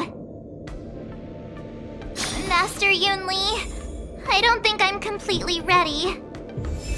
March, there is no such thing as completely ready.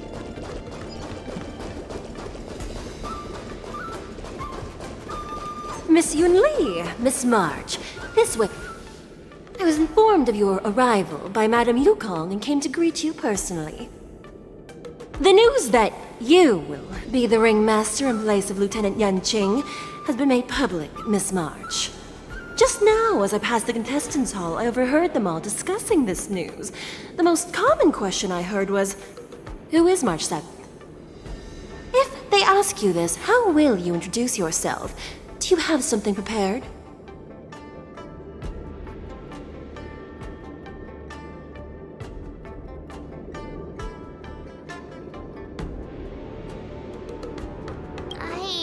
Disciple of Lieutenant Yenqing? That means that I'm also technically a grand disciple of General Jing Yuan.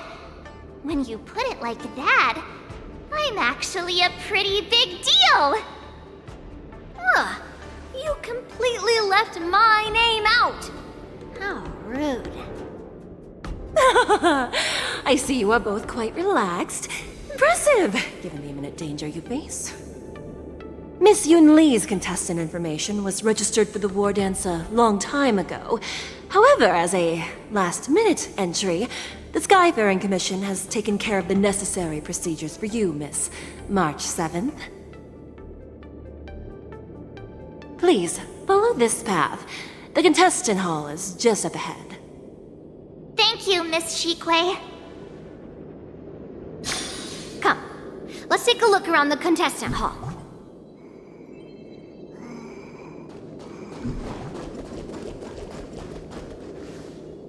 So, this is the contestant hall. Wow, there are so many people! March, before the war dance begins, allow me to give you one more lesson. My grandfather always told me that a weapon mimics its master.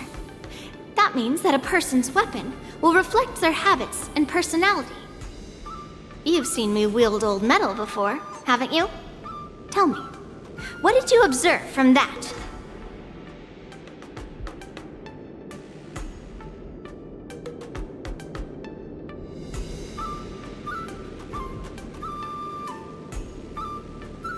Waving around such a giant weapon, Master Yun Li favors using overwhelming force over strategy. You're not wrong. My battle style has always been simple and effective. One cut, and it's over. Observing the weapon that your opponent uses, assessing what kind of battle skills they excel at, and where their weaknesses lie, is the key to victory in battle. A shockingly heavy sword like mine, for example, is obviously not suited for a long, drawn-out battle. So, it would be best to find a way to drag the battle out. Why would you tell me your weakness? That's the only way to ensure that we have a fair fight, don't you think? I don't want to see you go and lose to someone else, after all. Now is a perfect opportunity to learn how to evaluate your opponents. Let's use the people here in the contestants' hall to practice. If you know yourself and know your enemy, you will not lose in 100 battles. Know myself and know the enemy. Let's see, who should I ask first?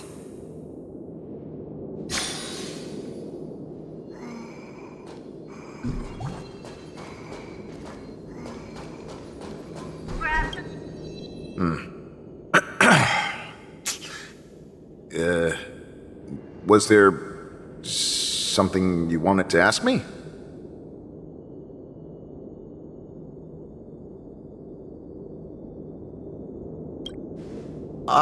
Yes. Yeah, this is just a regular Cloud Knight Devastator glaive.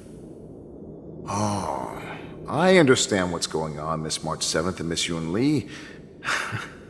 I'm actually not a contestant. I'm just here as a security guard.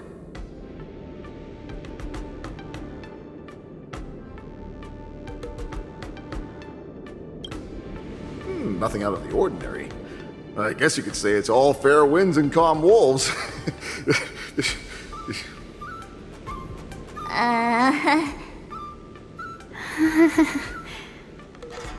Another awkward pause. I know it. Did you get it?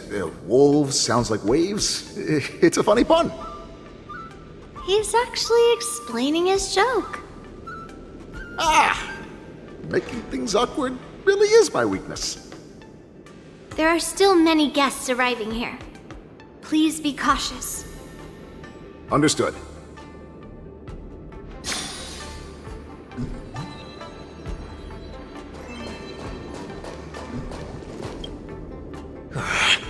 I came here because I wanted to meet the great Lieutenant Yanqing I've heard so much about, and finally cross blades with him myself. Who would have imagined that he would take a disciple and have her be the ringmaster in his place? This is no more than running away from a fight, and is a great dishonor to the Yaoqing. This last-minute replacement, March 7th, who exactly is she?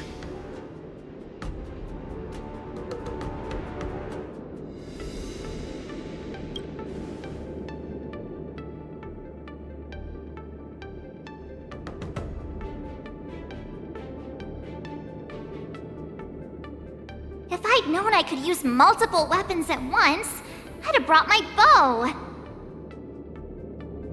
Hello, miss. Are you here to take part in the Ringmaster's Challenge too? That's right. I'm the March 7th that everyone's been talking about. What? You're March 7th? Don't worry. I'm a newbie swordmaster who's only been practicing the art of swordplay for half a month. March 7th. Standing before you is a seasoned Cloud Knight who has practiced swordsmanship for over 200 years.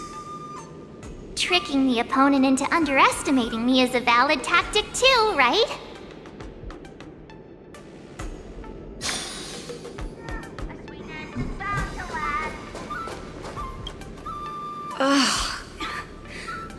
not used to wearing clothes like this at all. Oh, you're March 7th, the stand-in for Lieutenant Yunqing, correct? That's right. And you are? As you can see, I am the journalist entrusted with interviewing contestants on site. I see the Skyfaring Commission has really gone all out as the host.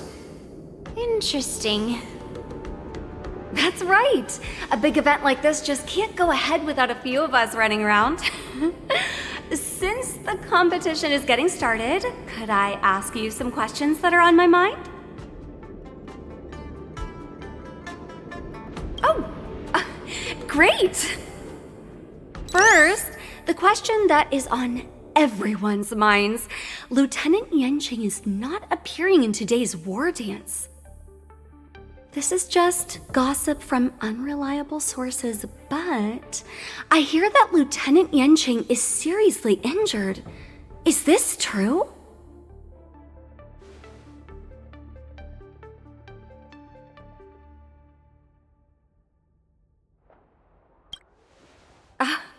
My apologies, this was very unprofessional of me. I see that Lieutenant Yunqing has his own affairs to tend to. Then, let us look forward to seeing a valiant performance from you, Miss March. Once the war dance begins, you will be challenged by master swordsmen from many different worlds, Miss March 7. Are there any that you're looking forward to facing in particular?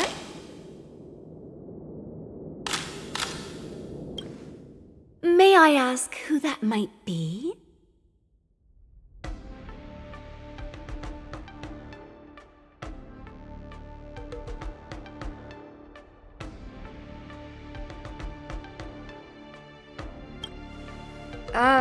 Who? Oh, are you talking about a contestant here today? Thank you very much for accepting my interview. Much appreciated. The first round of the war dance is about to begin. Are you feeling okay, March? Me? I'm fine. As soon as I saw all these people gathered here, I suddenly felt weirdly relaxed. Looking at these contestants, I suddenly feel a lot calmer for some reason. I understand why you wanted me to know myself and know my enemy. I don't feel as nervous as I did before. So, do you want to go out and see the ring?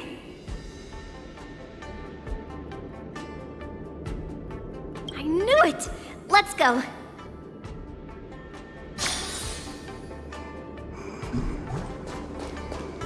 Peach blossoms and divine sword descend. Sound lingers.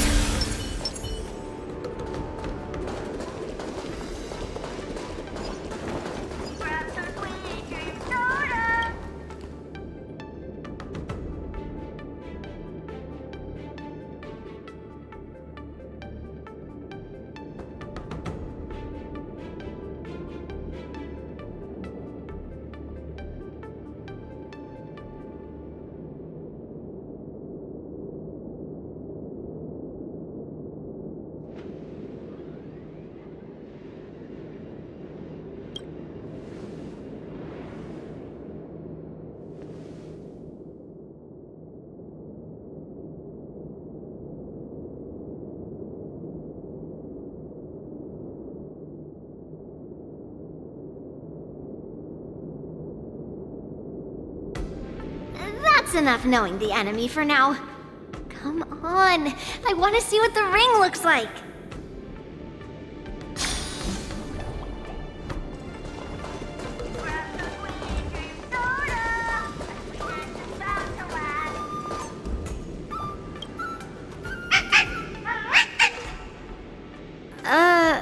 You're even asking dating?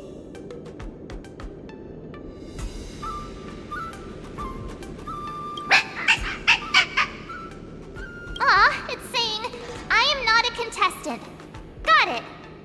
Well, looks like she's done with her questions. That's enough knowing the enemy for now. Come on, I want to see what the ring looks like.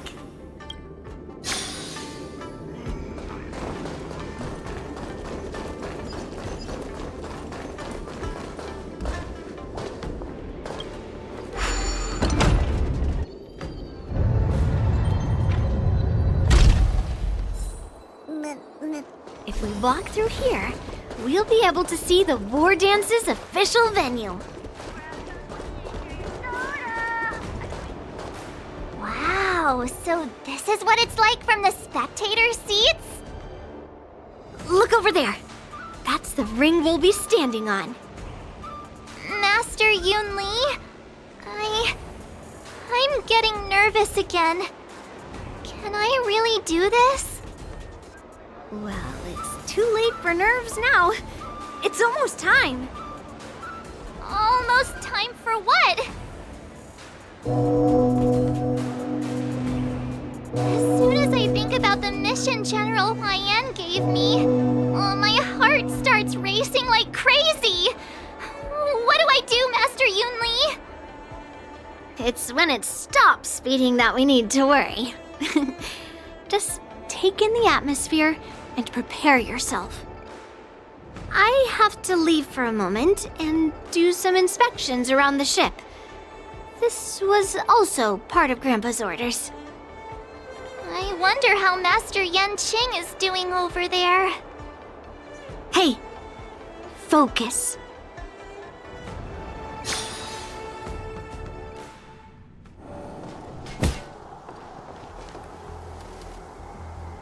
General, report! The teams are in position, and the Skyfaring Commission has taken control of the Starskiff lanes. Activate all side cranes and have them scan everyone coming in and out of the port. Remain vigilant at all times. Any suspicious movements must be suppressed as quickly as possible before the situation gets out of hand. Yes, General! You two, follow me.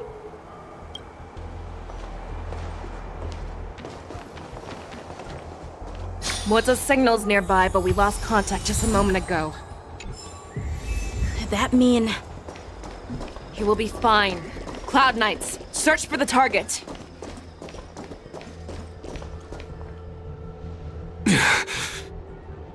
All of you, get out of my way.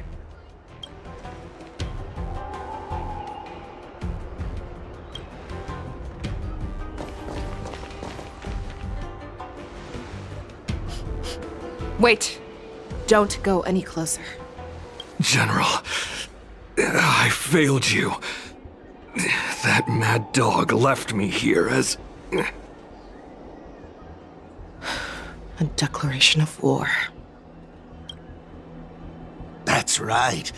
I've been holding back the urge to slit his throat all this time. Well, Lord Hule ordered us to remain here, just to see. If you, the great Merlin's Claw, mortal enemy of the Borisin, are able to join him in a little hunting game. Hunting is not a game. It is a battle of life and death. Are you ready for your death, abomination?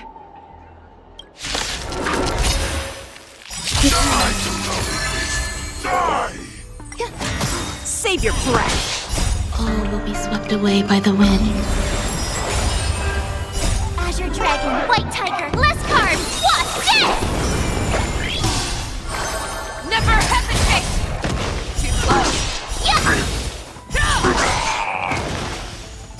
Forever triumphant!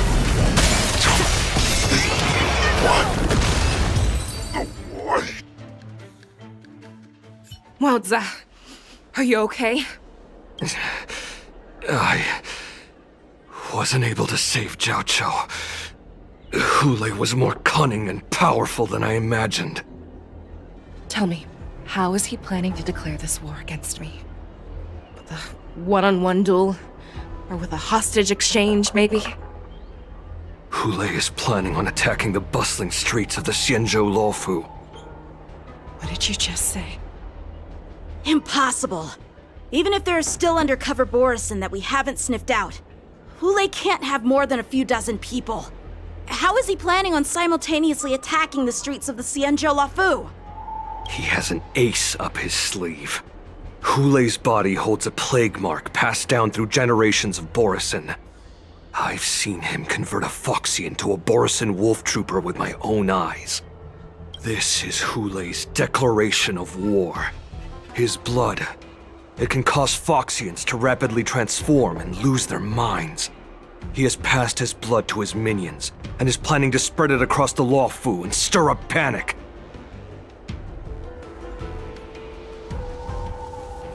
Contact the Skyfaring Commission and the Cloud Knights right away. Have them enforce a traffic ban and order all Foxians to remain indoors until further notice. The moment you see your enemy's declaration of war, it means that they have already begun to take action. But if Hulei succeeds in getting this panic to spread... Do you remember what I told you before? Hunting is about thinking the same way as your prey, not just mindlessly chasing after them. What Hulei wants is to see everyone on the Loufu descend into panic. He wants to see us lose our minds and waste our limited manpower scouring every inch of the Loufu for signs of an attack until we exhaust ourselves. It's like that party game that the people of the Yaoqing love to play. They hide an object under one of several bowls, then move the bowls around and have you guess which one the object is underneath. The way I see it, this is all nothing more than misdirection. No matter what Hulei does, there is one truth that cannot be changed. He is trapped aboard the Xianzhou Loufu. The only way for him to escape is to find a ship.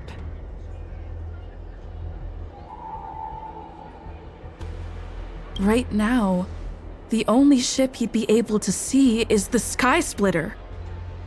In his eyes, that ship is full of countless hostages. That would be the best place for him to go. So, that will also be our final battlefield. But if we're wrong about this, if he goes somewhere else, or if he does as he said he would, and his minions infect the Foxians everywhere with wolf blood, what do we do then? Are we just supposed to abandon those less likely locations? This is another lesson that you must learn outside of swordplay. Weighing your options and making a decision. There are always questions that we will ask ourselves, but never be able to answer.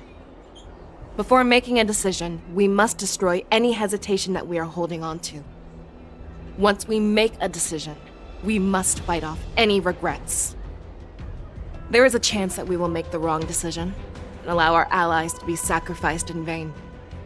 There is a chance that we will predict our enemies' movements correctly, yet underestimate their strength and be overwhelmed in battle.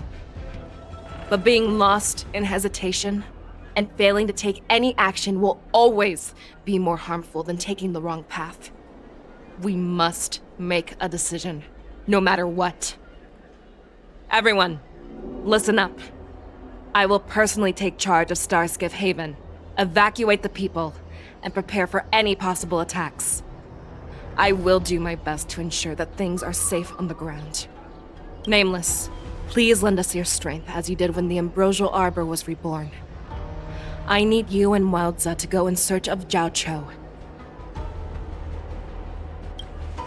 General, please entrust me with the safety of the Sky Splitter. I was originally meant to participate in the tournament, so now it is only right that I return to the Sky Splitter. If Hulei does come to attack the Sky Splitter, Lieutenant Yanqing, I need you to hold him there until I am able to arrive. Please rest assured, General. If he dares step foot on the Sky Splitter, I, Yanqing, swear on the blade in my hands that he shall not escape.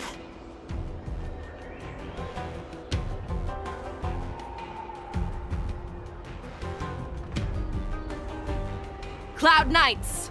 The Borson have arrogantly decided to challenge us on Xianzhou territory. They vow that they will unleash a bloodbath along the streets of the Xianzhou. The unarmed civilians of the Xianzhou and countless visitors from afar are under our protection. Let me ask you, as Cloud Knights, will we allow the Borson to succeed with their plan? Be on your guard.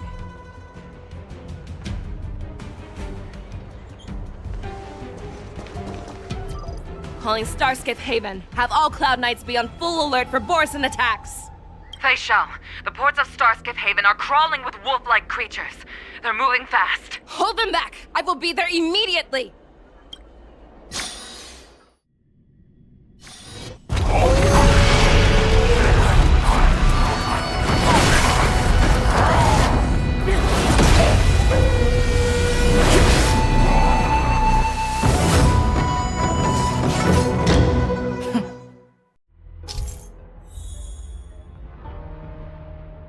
There you are, Faishal. Madam Yukong! After 30 years, we find ourselves fighting side by side once more. It's been a while since I've let loose. Let's get this started. Remember, you are still on the Loufu. Try not to go too wild.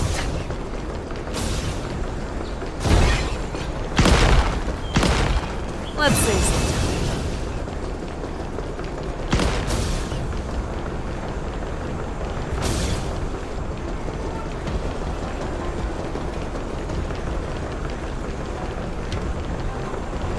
All together!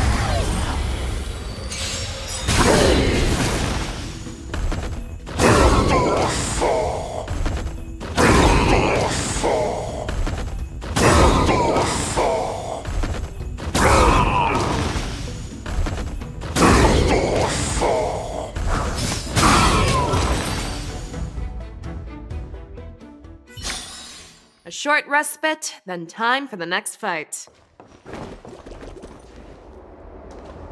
We have cleared out the enemies in Starskiff Haven. But it seems that there are fierce battles being waged at both the Exalting Sanctum and Arum Alley. I will prepare a starskiff. We cannot allow the fighting to continue. This is now a race against time to stop this farce that Hule has created. I know Zhao Cho always wants me to know my limits and not get carried away, but now is the time to bring this to a swift end. Contact the Exalting Sanctum. Tell them if they see a light in the sky, all units are to retreat immediately. Madam Yukong, lend me your bow.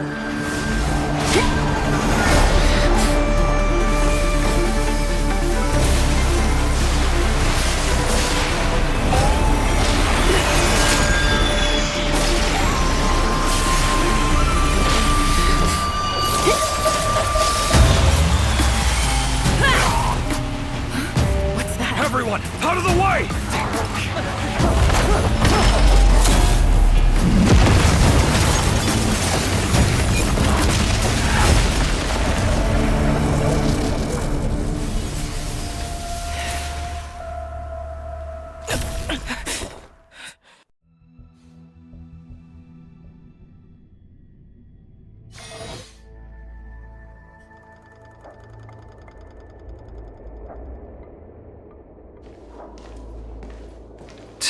What a mess.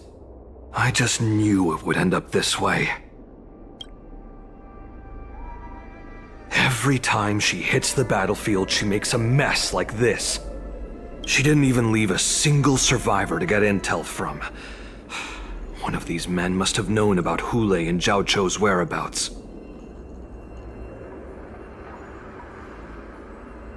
He has to be. A retainer like myself is nothing more than an insignificant shadow who stands by the general's side. But Zhao Cho is different. Without his careful treatment, the general wouldn't even be here today. Hopefully, he can use that silver tongue of his to buy himself enough time. Take a good look around. If you can find one or two Borisin that aren't dead yet, let me know. I don't care how tight their lips are sealed. I always have a way to crack them open and get the information we need.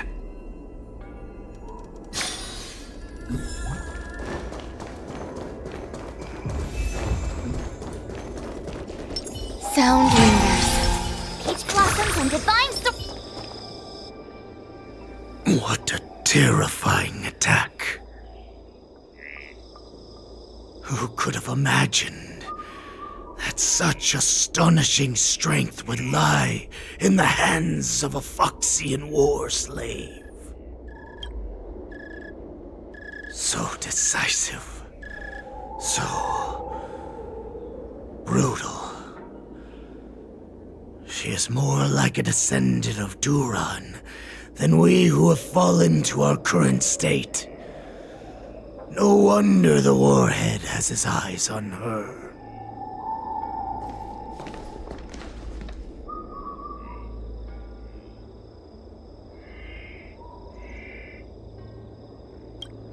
I remember you, Mock Talk. You are harder to kill than a cockroach. But the fact that you have willingly shown yourself saves us some time. It is not too late for you to surrender. Tell me, where are Hule and Jiao Cho?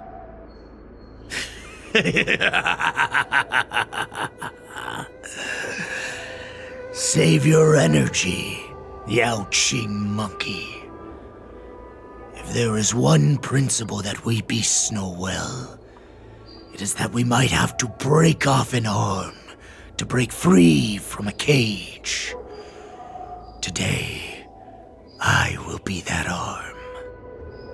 I lived as a hunter for many years, yet I have only followed the Warhead for this recent, brief period. However, his existence has brought light back to our once blind eyes, like the moon of Verdantia. He has shown me the way. The descendants of Duran have abandoned the Wolf's Creed. In order to ensure our survival, we took solace in the shadows and fed on one another. We were no longer wolves. We were no more than rats, living a dirty and pathetic life.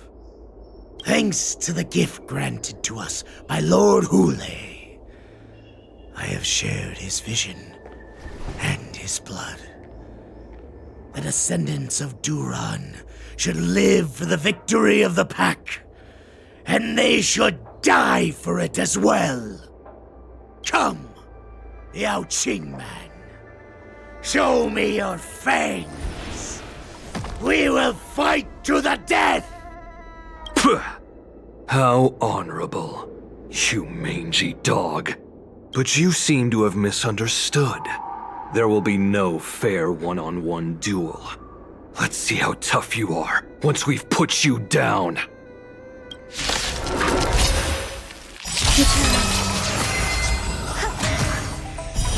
It boils in my veins. Fight me! It's straight like this I must hold on. Forever triumphant! Victory is inevitable!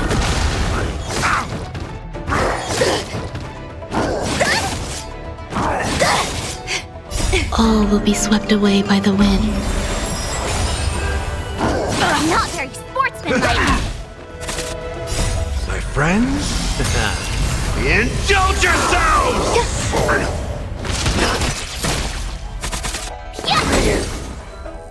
Borisin resurgence shall come. No matter how heroic your sacrifice, there is no honor in your battles or deaths, Borisin. It seems that Mock Talk got what he wished for. Hule, your declaration of war is over.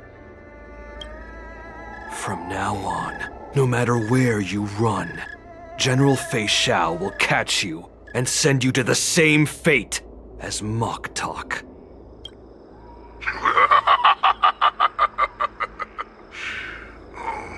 Your tongue is sharper than your claws. Don't stand in my way, child. Have your general speak with me. Our little hunting game is not over yet. Stand down, Watsa. I am here, Hule. What do you wish to say? The Merlin's Claw. Though we have never met on the battlefield, I have heard many interesting things about you from both my men and your healer. The people of the Xianzhou must be quite brave to allow a Foxian war slave with Borisin blood to ascend to the position of general. Has no one ever questioned that lineage of yours? Or could it be that your grand achievements were enough to convince everyone to keep their lips sealed? Claiming to have family ties with the enemy sounds to me like an attempt at asking for mercy. Hule, are you begging me for mercy? I see that it is not only the ruthless blood of a wolf that courses through your veins, but also the cunning blood of a fox. When you think about it, this was a gift from the Borisin. Anything that we gift, we are also free to reclaim. The Merlin's Claw. I shall extend a final invitation to you. I will be waiting for you on the Sky Splitter. Before you arrive, I will slaughter all in sight, allowing the crimson moon that has fallen dim for over 700 years to once more come to life. I will illuminate this ship with the sheen of blood and show everyone just how weak and powerless the Xianzhou is. Then, I will pilot this ship through every blockade and barrier you have prepared and begin my journey home. This ship shall be the flagship for the Borisin Resurgence. Before I finish these tasks of mine, you have a chance to stop me or die at my hands. This is the path that I have prepared for you. I accept your challenge, Hule. Because the very moment you stepped aboard the Sky Splitter, you stepped onto your path to ruin.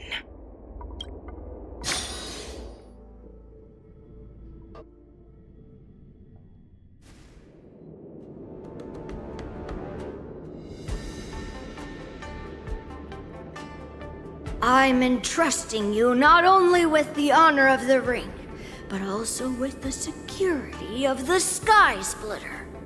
That's easy for my grandfather to say.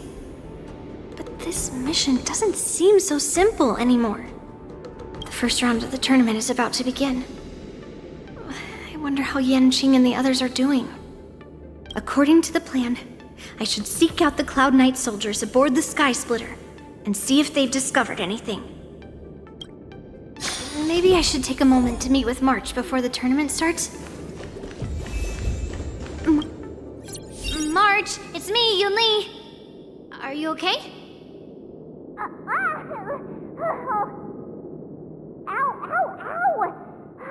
Just a moment. I'm coming. Ugh, she's still a nervous wreck. You still seem nervous. I wasn't this nervous before. It's just being alone in this lounge, I can't stop thinking about everything. I mean, not only are we taking part in the war dance, but we have such an important mission to carry out as well. March, calm down. Don't worry about your mission. You have me here too, right? I know my grandfather said that you must represent the Loufu as the ringmaster. But don't let that intimidate you. Ask yourself, you are a nameless of the Astral Express. You have always been free to come and go as you please. So why did you board the Sky Splitter with me when my grandfather gave us this mission? Why? Because I also want the war dance to go smoothly. For us Nameless, even though we're just visitors at every stop, it was here that I met my two masters and made many new friends. I want the war dance to go ahead without any problems, for everyone's sake. Good answer. The tournament is about to begin, so I must go carry out the mission that Grandpa gave me. March, may your blade be sharp and your victory glorious. Thank you, Master Yunli. According to Grandpa's plan, I should seek out the Cloud Knight soldiers aboard the Sky Splitter and see if there have been any new developments.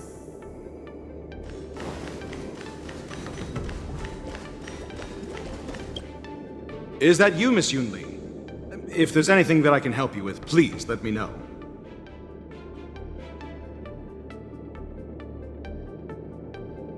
The Cloud Knights are all in position, following General Hua Yan's orders.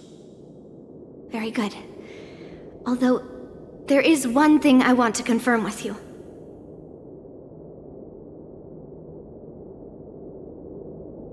Unfortunately, we don't have any means to distinguish between Borisin and Foxians.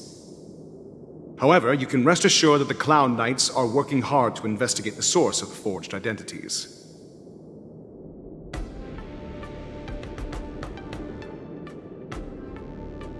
All Cloud Knights on the Sky Splitter have their own responsibilities and wouldn't dare neglect their posts. March 7th and I could already tell. It's clear that every Cloud Knight soldier we've met on the Sky Splitter is an elite warrior.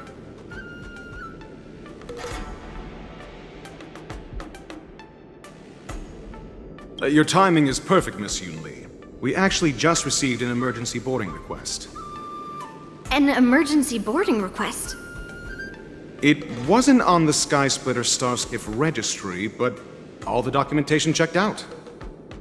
Who would be boarding the ship at this time? Where are they? I'll go check it out. The Starskiff is using the contestant docking bay. Would you like me to lead the way? No need. You have your own duties to take care of. I will be fine by myself. I have to check on this immediately.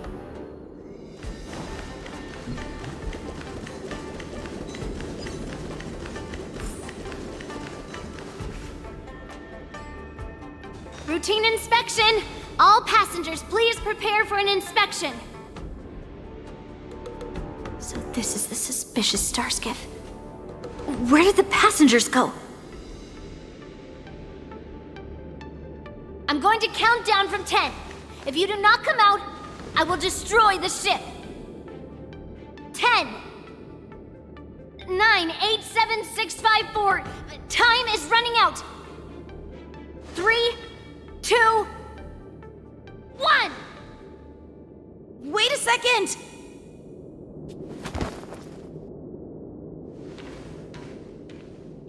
It's me! It's just a routine inspection. You weren't actually going to blow up the ship, were you? Is that also some kind of Zhuming custom?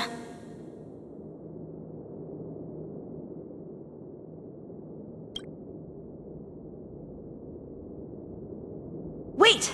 Even though the Borisin can disguise themselves, they can't turn into someone as short as me. Put your sword away. Didn't little Yanqing claim he was going to give up being the ringmaster and go on the hunt instead?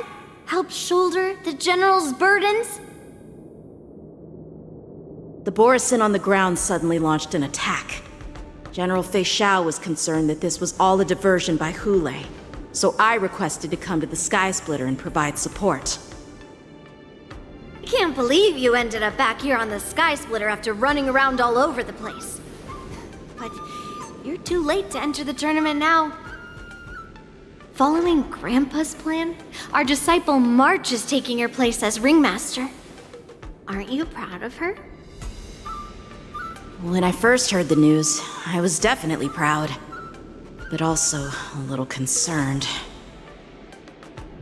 More manpower is always a good thing, since the Sky Splitter is so large. Oh, and by the way, you should know that... What's happening? happening?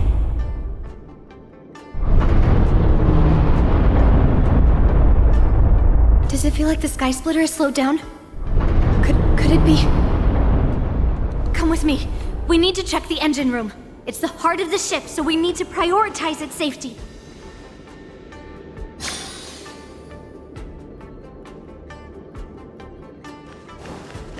Intercepting sword technique. The war dance is about to begin. Please make your way to the arena.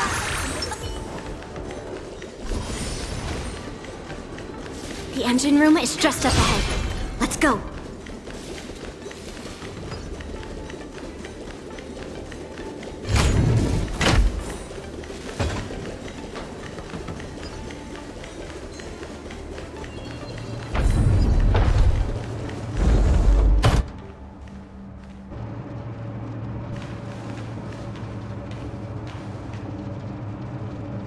Strange. Why is there no one here?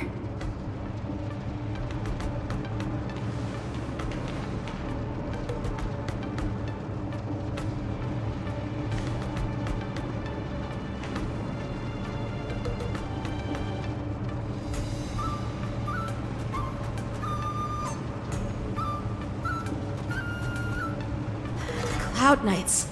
They're over here.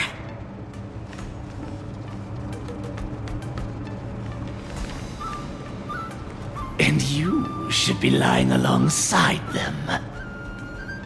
Don't worry, children.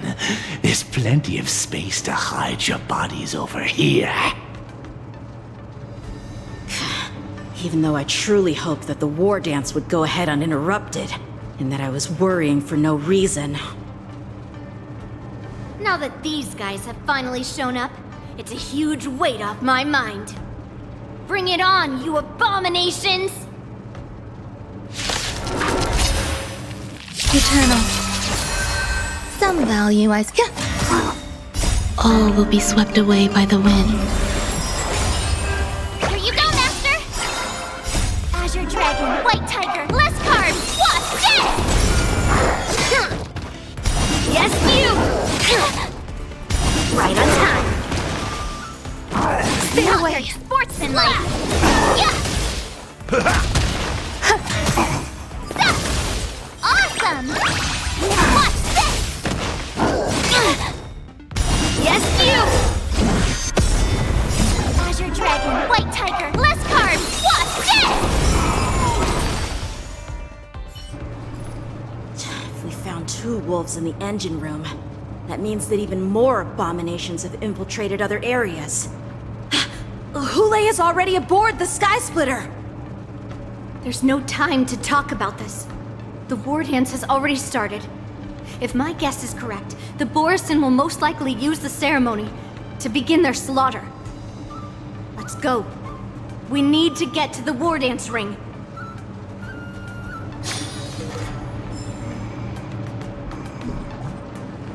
Come with me.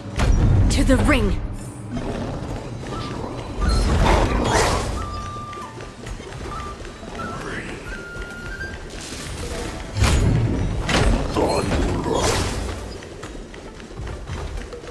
This way. We're not too late. We would like to welcome all of our honored guests and contestants. We would like to welcome all of our honored guests and contestants to the Xianzhou Loufu's Luminary War Dance Ceremony. Before we get the first round underway, our organizing committee would like to introduce you all to a host known throughout the cosmos, Mr. Albert. He is here today as our special guest host.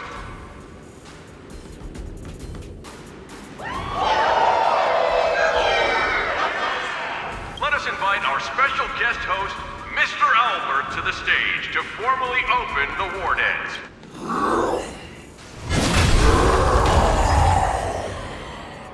Your war dance ends here.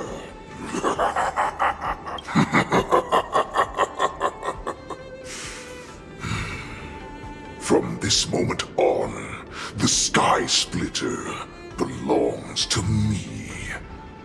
And for you, dear spectators, I have prepared a true fight to the death.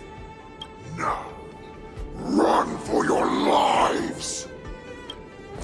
My apologies. The spectators that you were expecting aren't here. Everyone here actually came to see you. Cloud Knight, prepare for battle! Xianzhou swords! Cloud Knight roars! Xianzhou swords! Cloud Knight roars! I see you're ready for me.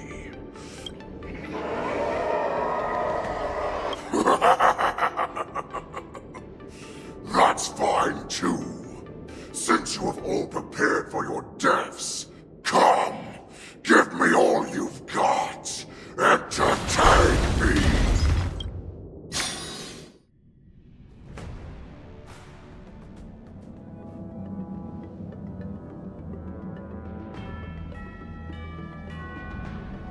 Surround your enemy, but leave one side open. This is your strategy for ensuring that the war dance will be able to be held as usual? Precisely. When Hule escaped, we should have cancelled the war dance immediately. No one can predict where a wild beast like him will attack. Yet festivals and celebrations like this are likely to become targets. However, preparations for the war dance were in the works for so long, I couldn't bear to announce its cancellation. So I thought, if the show must go on, then let it go on. But that doesn't mean that the war dance we hold today has to be the real event. All we need to do is swap all the spectators and contestants aboard the ship with Cloud Knight soldiers, and the Sky Splitter soaring high above will become the ultimate battleground for our hunt. But what do we do if Hule is not planning to attack the war dance?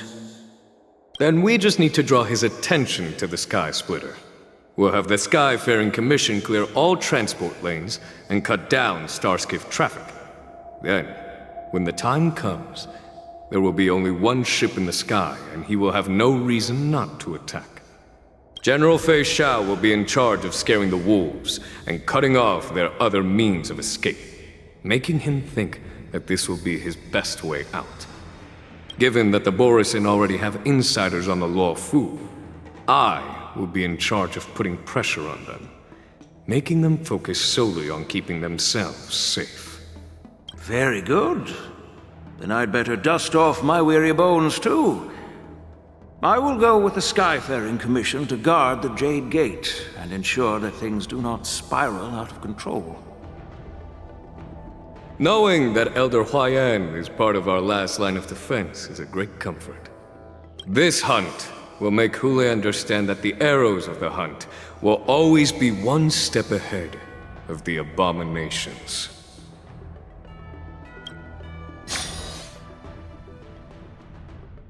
That jolt just now. What's going on? It feels like the entire ship has started to slow down.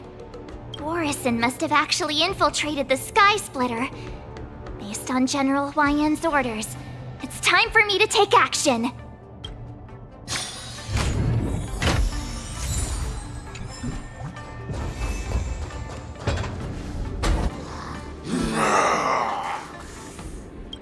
You guys... You're not Cloud Knights acting as Borisin, are you? You're real Borisin, aren't you?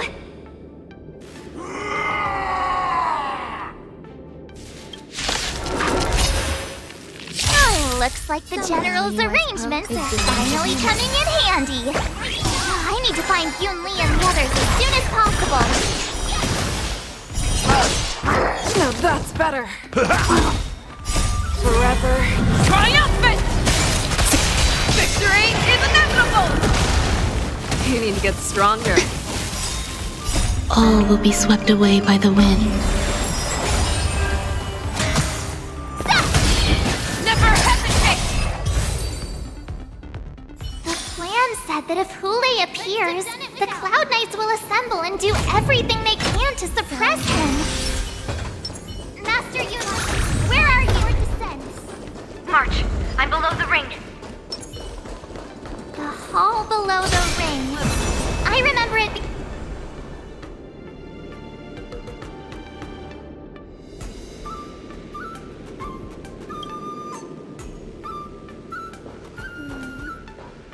Master Yanqing! What are you doing here? I was concerned about the safety of the Sky Splitter, and my dear disciple, of course. Yanqing, the wolf you are hunting is standing above us in the war dance ring at this very moment, facing the Cloud Knights. This war dance will not be seen by the people of the Xianzhou, nor will it be just a ceremonial sword fight. This is a battle to the death that offers no honor, only mortal danger. March, are you ready?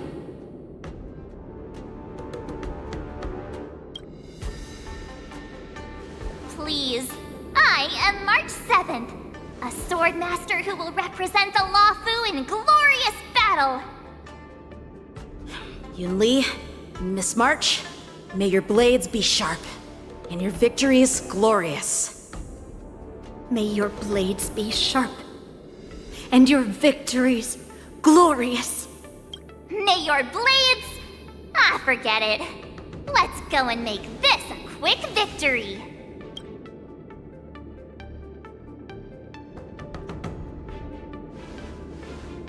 Let's go.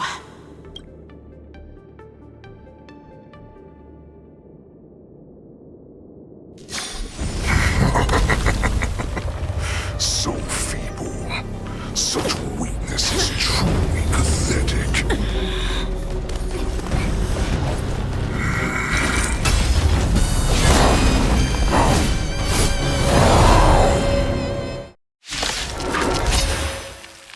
Oh, I've been waiting a long time for this, Hule. I see you shall send some young cubs to the slaughter. Remember this! My name is March 7th, Ringmaster of the Loufu. You what I pleasure to... It's a Xianzhou I wouldn't let my guard down if I were you. It's about time this old wolf tasted defeat at the hands of a young cub. Show me what you can do. I'll give you 5 seconds. The fearless knows not fear. I won't. Awesome! I venture forth to hunt. Forever triumphant! Victory is inevitable!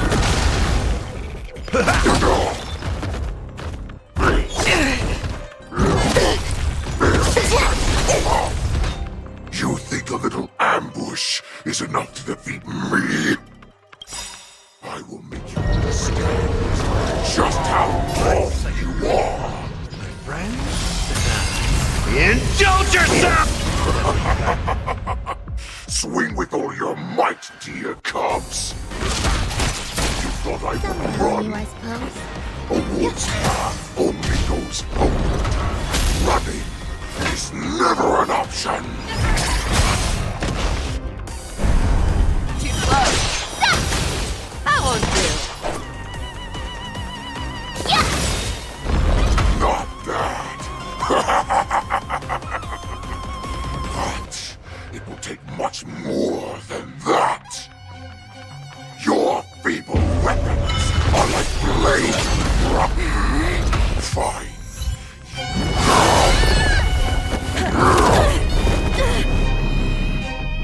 I've had enough. Time to finish this game. What's happening?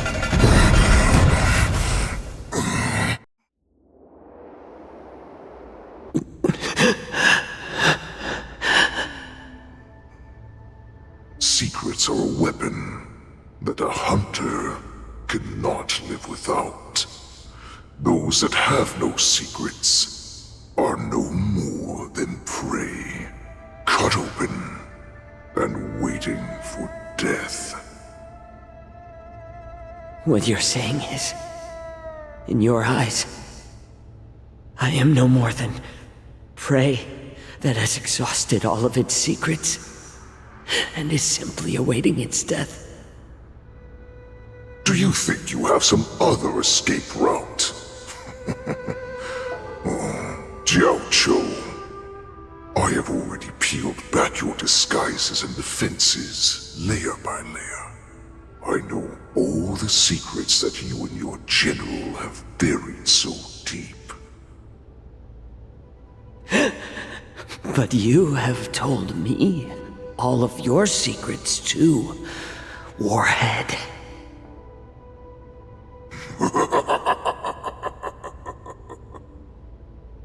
Oh, but you will never have a chance to use them.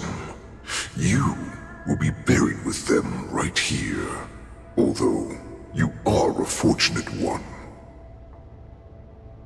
After all, you will avoid having to see the tragic future that awaits your general. I'm sure she understands her fate far better than you ever will. One day on the battlefield, she will be overpowered by her ever-intensifying moon rage, and finally be torn apart by her fury and transformation. Not even your god can save her from this fate, although they can lead her to liberation. And the only way to save her is here, in my hands.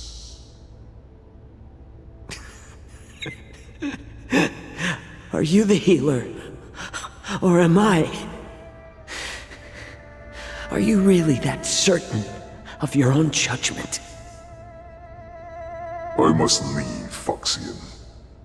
But before I go, you know what I must do, don't you? Drink blood wine. I hear it is a Borisin custom to kill prisoners and drink their blood before battle to stir up their madness. You really did put hard work into researching us. It is a shame that this is where your journey ends.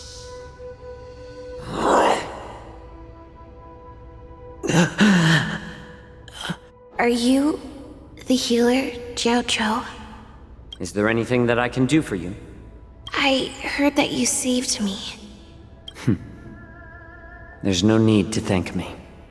If you're a healer, can you cure my moon rage? And what if I can? Do I just sit back and watch as you head back out to die in battle? Listen to me, child. Your condition is not suited for the battlefield. Okay, then can you cure war? What are you talking about? I'm just a healer. All I can do is... So all you can do is heal us and let us go cure war. Such arrogance, young lady. This war has been waged for thousands of years, and it will only continue. What do you mean by cure war? All you will achieve is getting yourself killed. You healers work yourselves to the bone to save people, even though there will always be sickness and death. So we will also keep fighting. I cannot speak for the dead, but I know that General Yueyu, as well as all the warriors that never returned from battle, will not have died in vain. They fought so that others could make it home alive. Your actions are no different. Jiao Cho, this is an order. Cure me!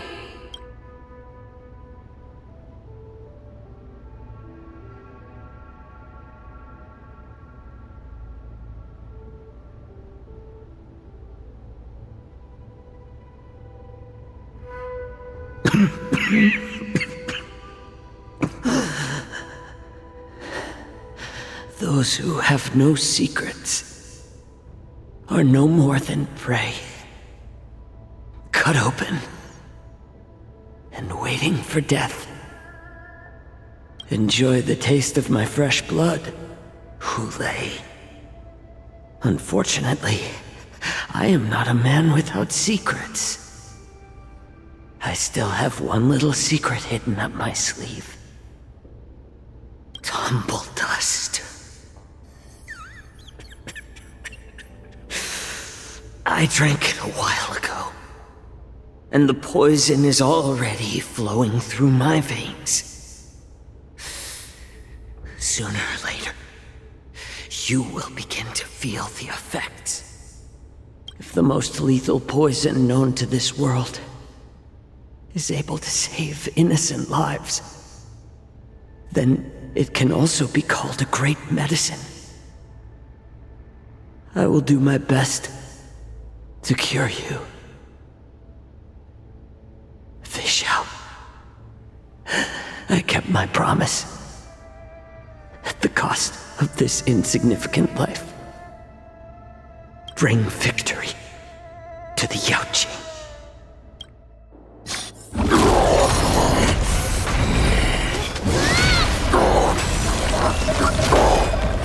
So, you want to play dirty?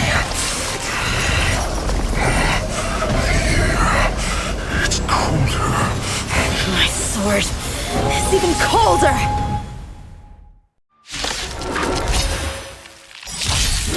Hule's movements are slowing down? This is our chance. It's time for us to put this dog down! All will be swept away by the wind. Here you go, Master! Time to show you what I can really do! Azure Dragon, White Tiger, less carbs, watch this! Stay away! The fearless knows not fear. Too slow. How old you? Not very sportsmanlike. I venture forth to hunt forever. Triumphant!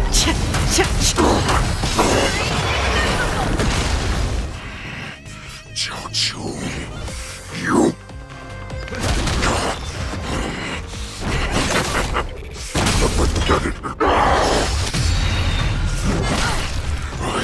Slow down. Good. Full-bodied and... But that does not mean you can defeat me. My friends? Indulge yourselves! Every petal in life, all will be swept away by the wind. Step up, let's see ya. I could take 10 of you. Yeah! Oh, I get it! Now watch this! Show me what you can do. May be hard to kill. That does not mean you cannot be overpowered. Hule! Impossible! How could a mere whelp defeat me?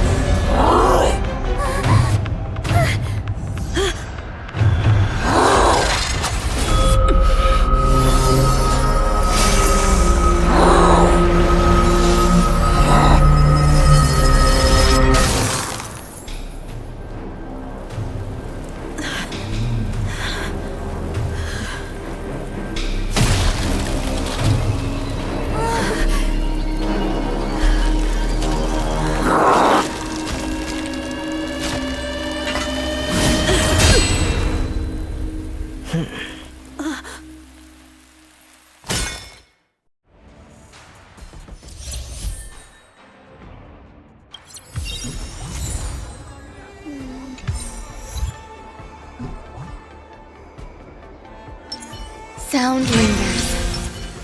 Shift the balance.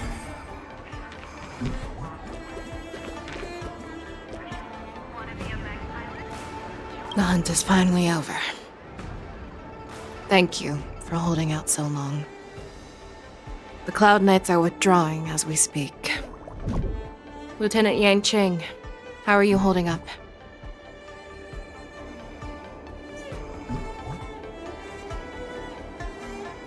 I thought I was done for. I wouldn't want General Jing Yuan to lose the disciple that brings him so much pride. When I sensed that Hule was not on the ground, I raced to get here as quickly as I could. Who would have imagined that I would arrive late to the battlefield for the first time in my life? No, perhaps you young ones' blades were just too fast for me. I originally thought, in the best case scenario, you would team up and hold this beast back while protecting yourselves. However, you joined forces and defeated Hule. The youth are truly to be feared and respected. Come, we need to lock up Hule once again before anything unexpected happens.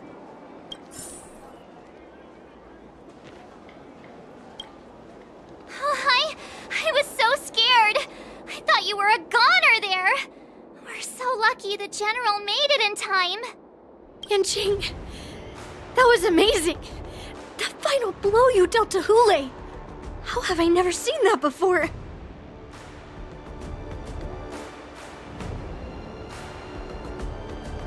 Was it really us who defeated Hule? Why do I feel like he suddenly started to flag during our battle? It must have been our awe-inspiring righteousness that struck fear into his heart. You really are an overthinker. What's the point of worrying about these things? Who cares why he started to weaken? All that matters is that we won.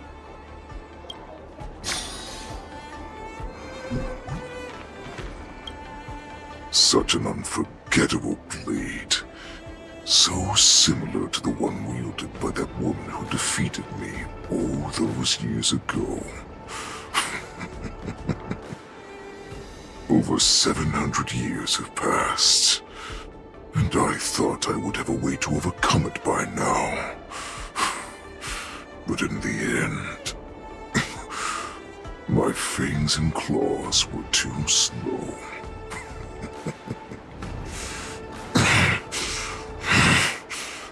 You won, child. Stop struggling, Hule. There's plenty of time for you to be tortured by your regrets when you go back to the shackling prison. Yes, I was defeated, but this was not unexpected. And regardless, you still showed your face, Fei Xiao.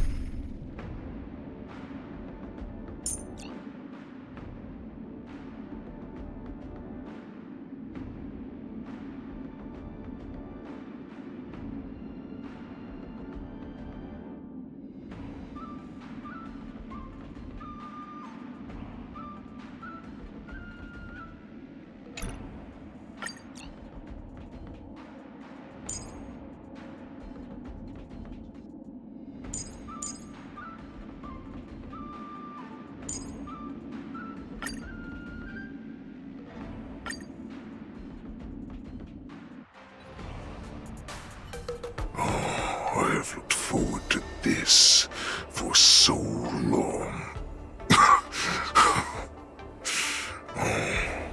Our little hunting game has finally reached its climax. I told you before, I had a path prepared for you. You've doomed yourselves. As I meet my demise, so shall the entire Xianzhou Loufu. The crimson wound in my chest will make this place shine with blood. I will drive all Foxians to madness in their fear, craving slaughter without end.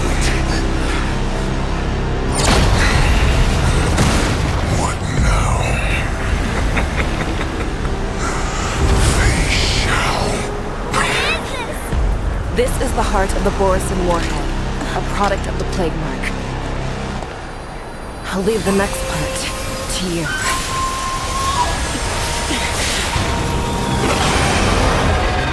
I don't understand. We can't have allowed this thing to spread. I will do all within my power to consume this Crimson Moon. Once the situation changes, Lieutenant Yanqing, you are to enforce the Cloud Knight's military rules. Understood.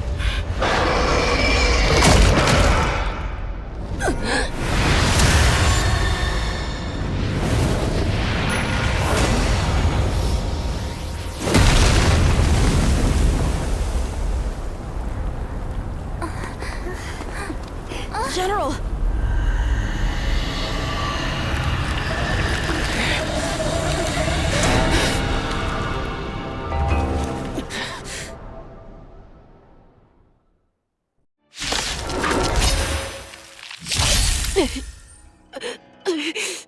Die, Borisin!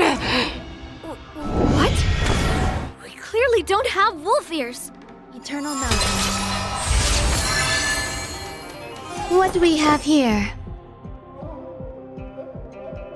Eternal.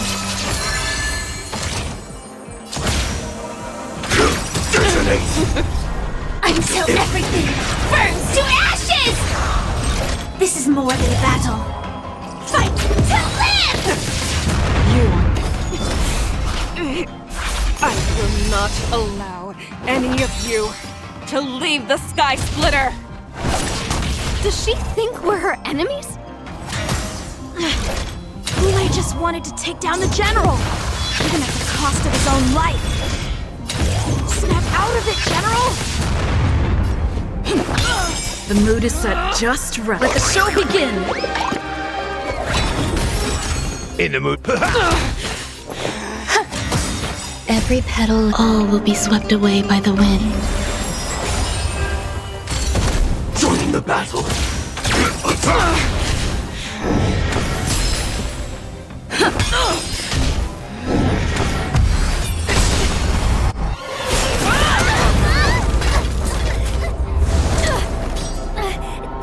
We can't let her get away! But do we stand any chance at all?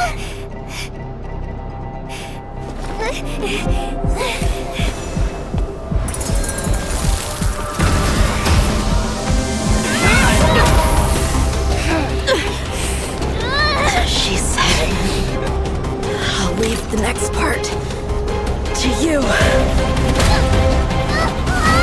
She put her faith in us! Stop!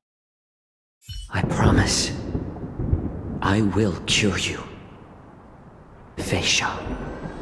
No one can live forever, Jiao Zhao.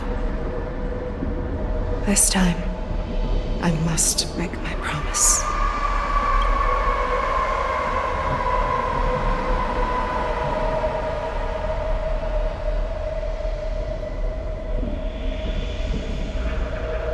Is this the Sky Splitter?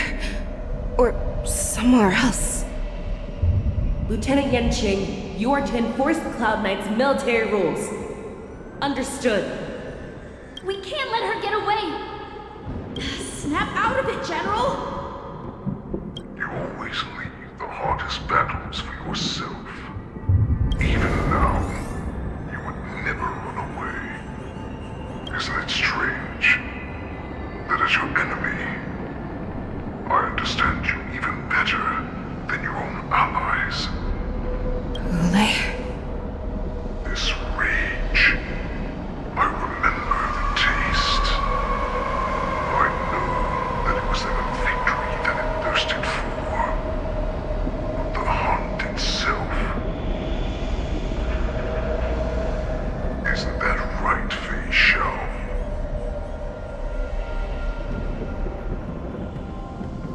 You shouldn't be here.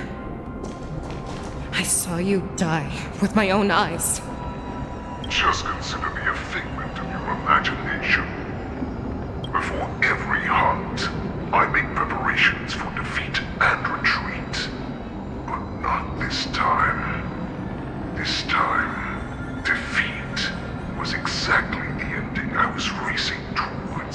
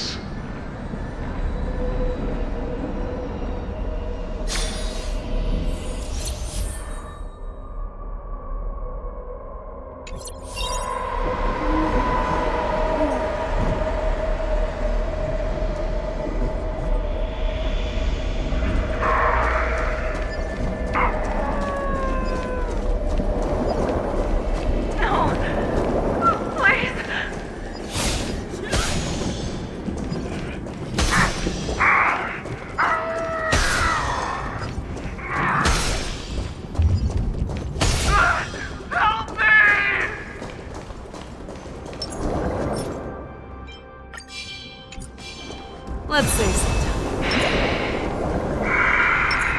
Familiar smell of death. I'm sure that the people of the Xianzhou have shown me these familiar scenes countless times. But they only showed you what they wanted you to see. They have you fight to save the weak. But what they never told you is that when all the pretenses of kindness and compassion are stripped away, this is how the universe is meant to be.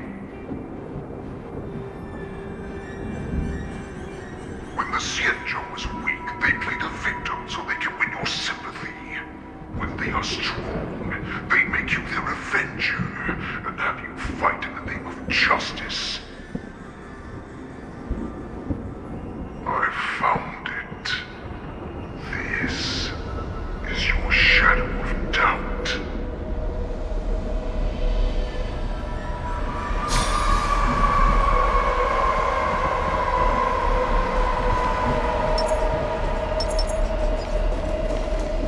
Let's say so. Your so-called survival of the fittest is nothing but an excuse. You cannot weaken my resolve, Huleg. Blinded by the fury of your moon rage, you slaughtered your allies. Merlin's Claw, you have betrayed the Alliance.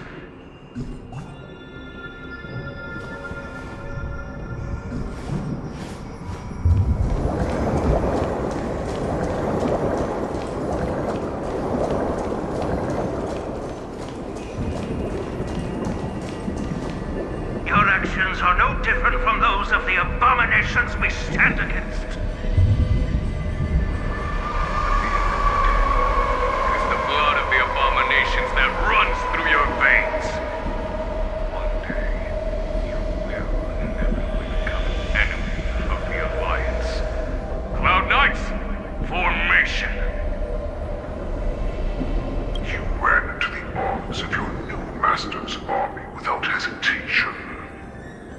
You thought that you had found freedom, respect, and recognition.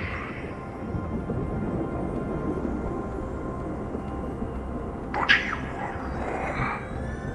They know all too well that a wolf will always be a wolf. Now your greatest fear is about to come true. You have become an enemy of the Xianzhou.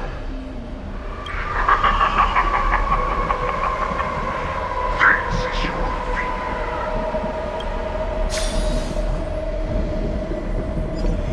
You aim to instill terror within me. Yet all of this is nothing but a phantom!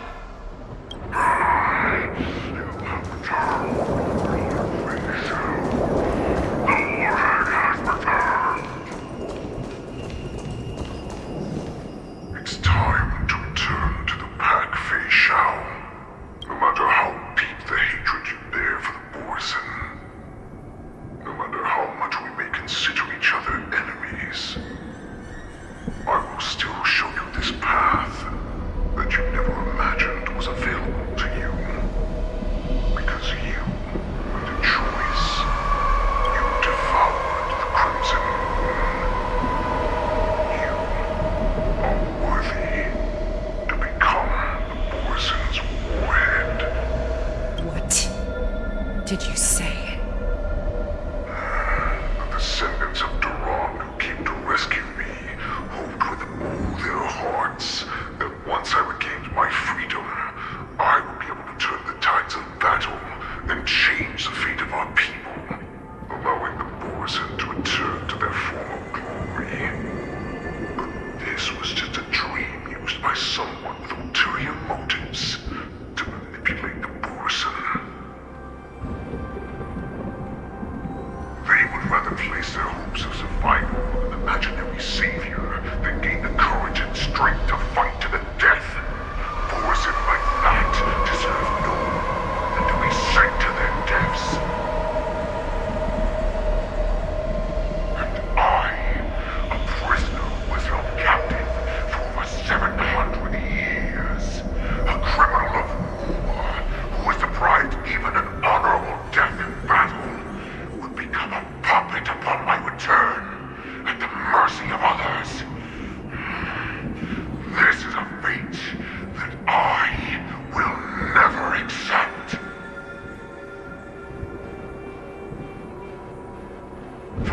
who are truly strong, Foxian and Borson, are no more than labels. Someone who is truly strong chooses their own path.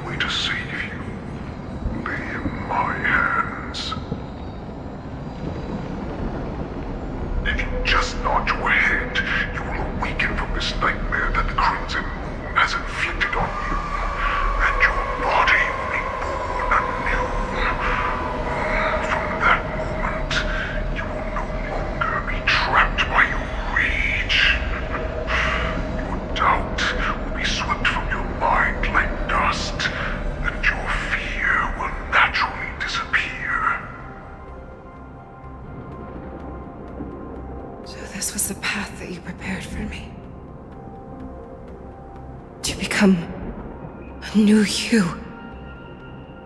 That's right. We are so similar after all. We're both monsters that were born for war, and will die for war.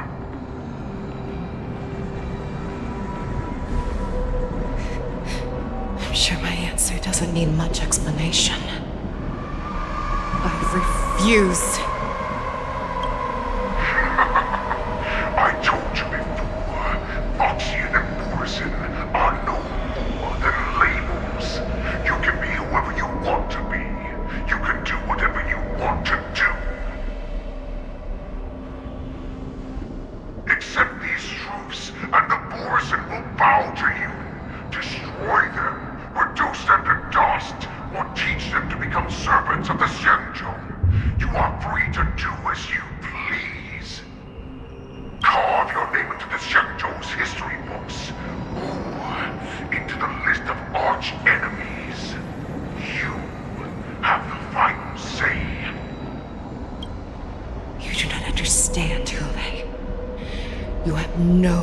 What it is that I truly desire.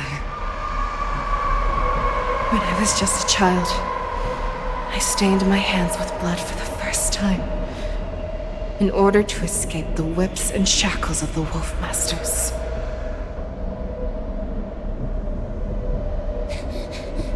Nirgal! Don't stop! Keep running! I can't run anymore. Saran, are they catching up? They're still behind us. Don't stop! Nirgal! Look up! Look at that light in the sky! That's a shooting star. It's shining down on us. If we just tell it our wish, we can have our freedom. We will all be able to escape. We'll win our freedom and then share it with our cooler brothers and sisters. So you have to run! Quickly! We can do it! We can escape!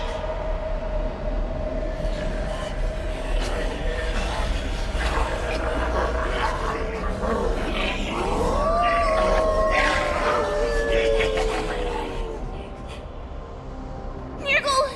Run with me! We ran and ran with all the strength we had. But we ended up losing each other. I escaped the hunting pack and encountered a woman that could fly. A Cloud Knight. I imagine you kept your promise. Unfortunately, when I led her back in order to free my cooler companions, there was nothing left there but a bottomless pit.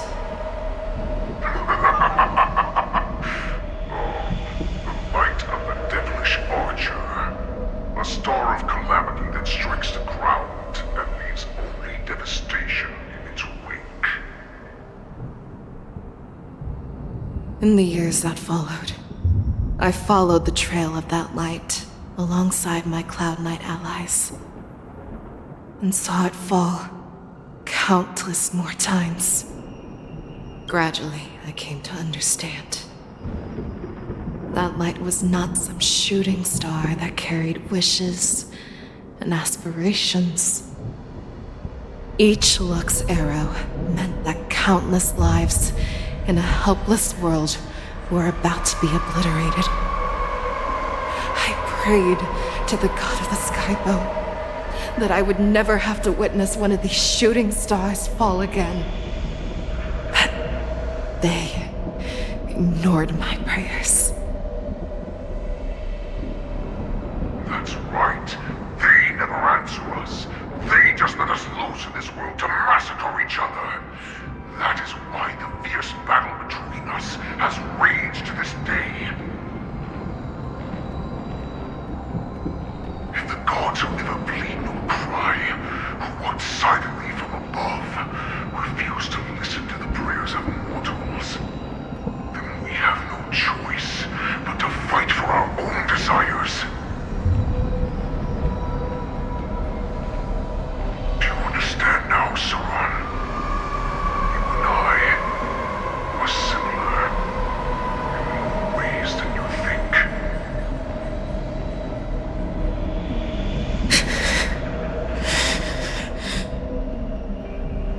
You are a beast that was born for war, and will die for war. Perhaps. So, what is it that you yearn for, Hule? Why is it that you fight? I fight so that I can turn the stars above into a great wilderness for the Borisin to roam.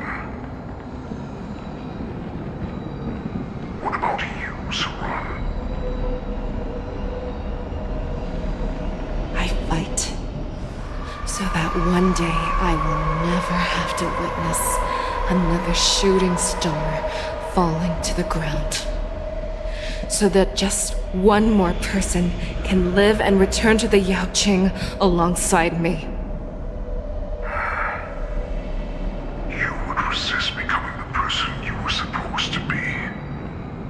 Lower yourself from a free wolf to a domesticated fox just for the sake of one person. Then have it your way. I will use your fear and doubt as my nourishment. I will seize you and devour you. I will replace you and become a Shao. We are so similar. Both monsters that were born for war and will die for war. You were right when you said that, Hule. So, I shall pray to the heavens. Even if they do not respond to me, I pray that the arrows of the hunt will pierce the heart of every monster.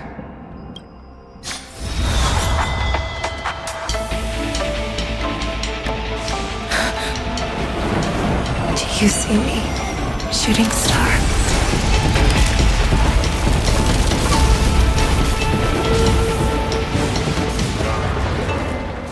The knights are sworn to protect the Xianzhou. I will uphold this vow until my very last day.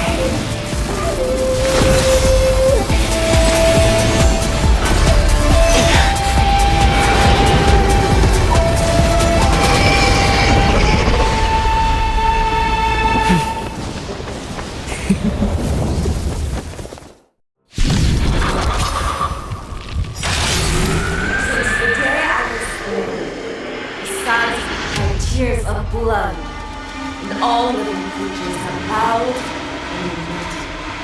I once man the strong and hunted the weak. Now, I will use your air beast as my weapon, and your name as my prey. Fei Shao! World Doctor Kill! disguises and show you how cowardly and powerless you truly are, Hule! A wolf lurks in the heart of every Borson and Foxian. The moment you grow weak, it will devour you!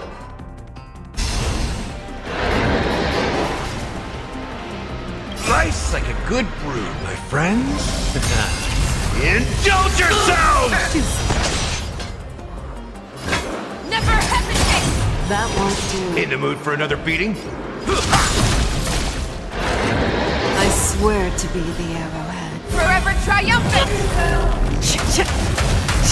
Victory is inevitable! Until everything burns to ashes! This is more than battle. Set the seas ablaze! Take your positions. Fight to land! The mood is set just right. Let the show begin! You're falling apart on your own.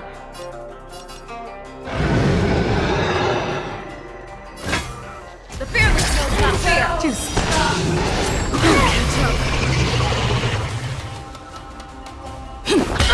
That won't do.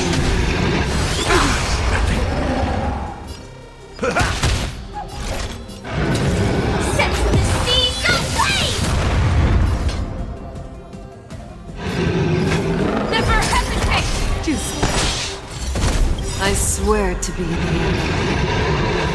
Forever triumphant! Victory is inevitable!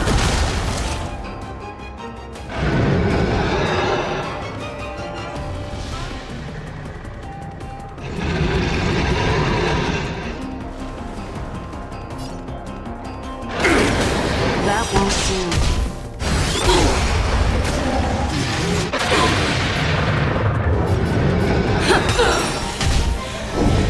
Grow complacent, and your life will be stolen. Fight to the death, and you shall live forever! Join the battle. Detonate. It wants to devour. It will first have to beg for my mercy! Taste that pierces your skin! This only I have experienced for 700 years! Pain!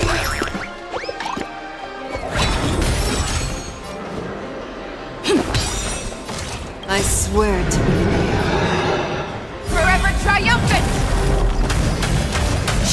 Victory is inevitable! Attack! Until everything burns to ashes! Set the seas ablaze! Be gone! For blood! Victory!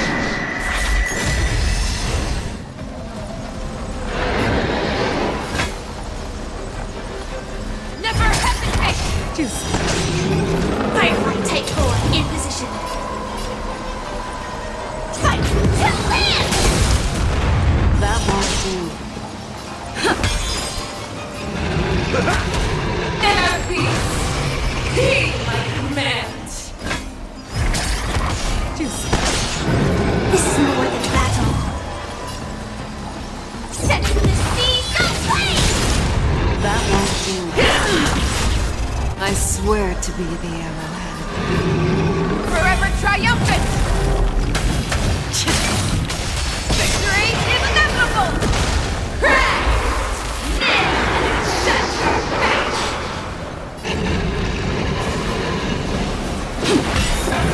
Your move, Lay. Never hesitate! In the mood for That won't do. Fight to land!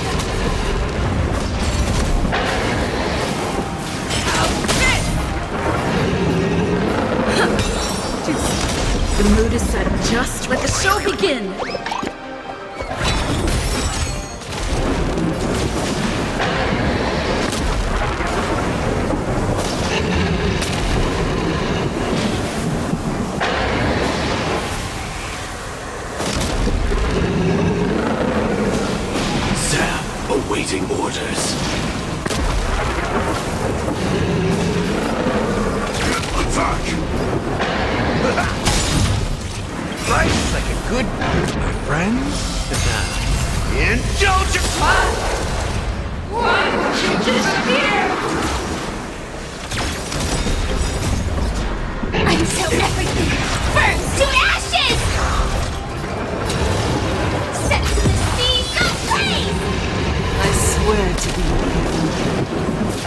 triumphant!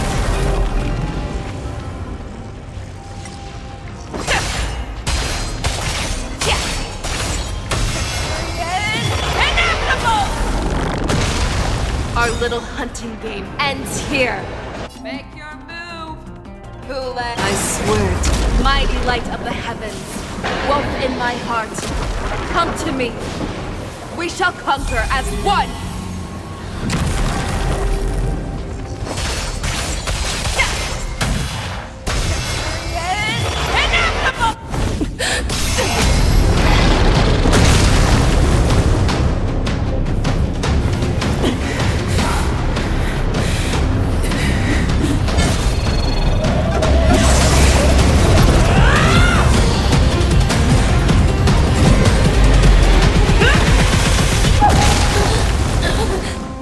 My only enemy has always been myself.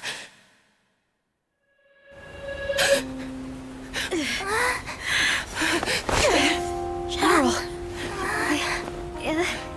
General, you're awake.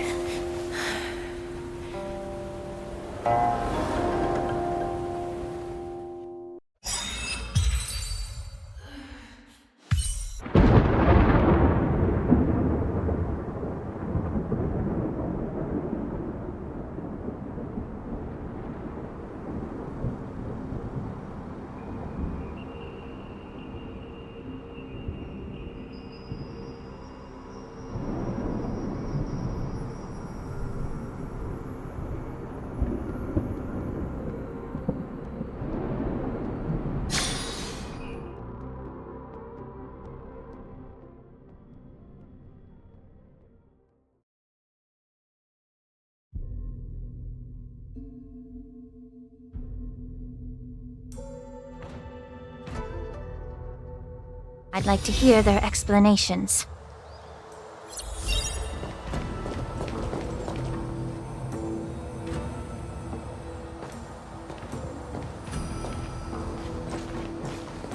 Welcome, Miss Lingsha. I am Preceptor Tauron. Greetings, my honored preceptor. It's been a while since we last touched base. I've brought a friend with me today. I believe you're already familiar with each other. Tauron. Elder Tauron? I remember when I was exiled, you were on the verge of passing on. What's with this new look? All of this is thanks to your past life. Had you not been so rash, I wouldn't have had to walk such a dangerous road to free our clan, becoming this specter of my former self. Dan Heng, you've returned twice, but it seems that meeting us fossils wasn't on your agenda. Regrettable indeed. Now here you are to meet me anyway. Life does love its ironies, doesn't it? I didn't come here with Miss Lingsha today to reminisce. Indeed. When the Cauldron Master extends an invitation, it's only proper for the preceptors to attend. As the newly appointed Cauldron Master, there's been much to take care of within the Alchemy Commission. It's only now that I've had the chance to speak with you. Please forgive the delay, Elder. I sent over some evidence regarding the prison break in the Shackling Prison. I trust you've already looked it over. Yes. You sent us the remains of Mara-struck soldiers, a map of the Shackling Prison, and a semblance reversion essence pill. These are the remains of assassins who used Cloud Hymn magic to conceal their tracks. They aided in the Borison's escape, allowing them unimpeded passage through the Shackling Prison. That marked-up map is a map of prisoners' escape routes. Vidyadhara craftsmen once made blueprints for the prison's construction, so I imagine, Mr. Tauron, you have a similar map in your possession. This pill. Is semblance reversion essence. Indeed. I helped plot the prison break in the Shackling Prison. So, the disciples of Sanctus Medicus joining forces with the Lord Ravager to stir up trouble in the Alchemy Commission, the introduction of the Stellaron, and the Ambrosial Arbor's resurrection all have something to do with the Vidyadhara. That's right.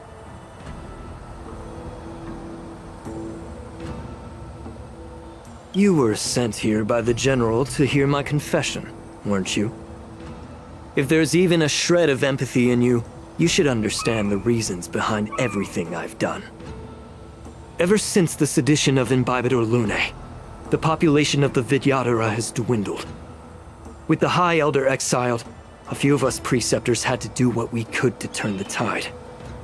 My methods might have been drastic, perhaps even incomprehensible. But it was all for one cause. The survival of the Vidyadhara.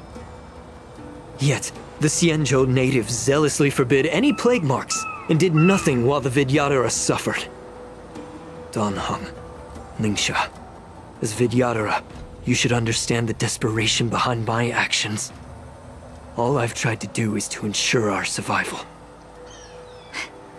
I'm well aware of the challenges the Vidyadhara face. Fighting for survival isn't a sin. But Elder, your actions have gone beyond mere survival. You've become a beast driven solely by the propagation, devoid of even a hint of empathy. Oh. Despite calling ourselves a noble draconic bloodline, at our core, we're merely bipedal beasts. The survival of our kind is paramount. If I hadn't resorted to beastly actions, the Vidyadhara might not even exist. The sages show no mercy, as the old wisdom goes. When the High Elder abandoned our people's survival, I had to shoulder the world's sins alone. Lingsha, Dan Heng, the past is behind us, but the future of the Vidyadhara still lies within your grasp. The situation on the Xianzhou Loufu has changed rapidly. As Vidyadhara, we must unite in purpose and avoid the mistakes of the previous Imbibitor Lunae. I was initially skeptical about the Vidyadhara's betrayal of the Alliance. But after hearing your confession, I realized that there is no point in talking about trust. Breaking the covenant of our alliance will bring war upon the Vidyadhara. Even if we are able to have offspring again, what difference will it make? Once my plan succeeds, the Alliance will see the Vidyadhara as their saviors, because both parties ultimately share the same interests. So now that survival won't convince us, you want to talk about interests? For 1,000 years, the Alliance has been engaged in brutal warfare against the denizens of abundance. Yet victory has remained beyond reach. Have you ever wondered why? Should the Alliance emerge victorious, they will inevitably become the next denizens of abundance. However, if they suffer defeat, the Alliance will face extinction. Thus, the Alliance has deceitfully upheld this precarious balance. However, I have a way to escape from this dilemma. The Alliance's path to salvation lies within the secret of dragon transmutation. Imagine if there were a way to transform other life forms into Vidyadhara. The Alliance would then possess an endless stream of soldiers and would not need to worry about casualties.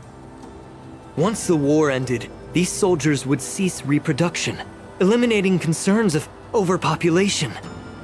This is the way to salvation for the Xianzhou Alliance. The ultimate path to end the universe's suffering under the immortality plague. Only we, the Vidyadhara, can achieve this. So, you relied on this rhetoric to manipulate the ignorant members of the Vidyadhara into serving you. I am deeply disappointed in you, Elder. Your thoughts and intentions are completely devoid of empathy. Cloud Knights! Hold it!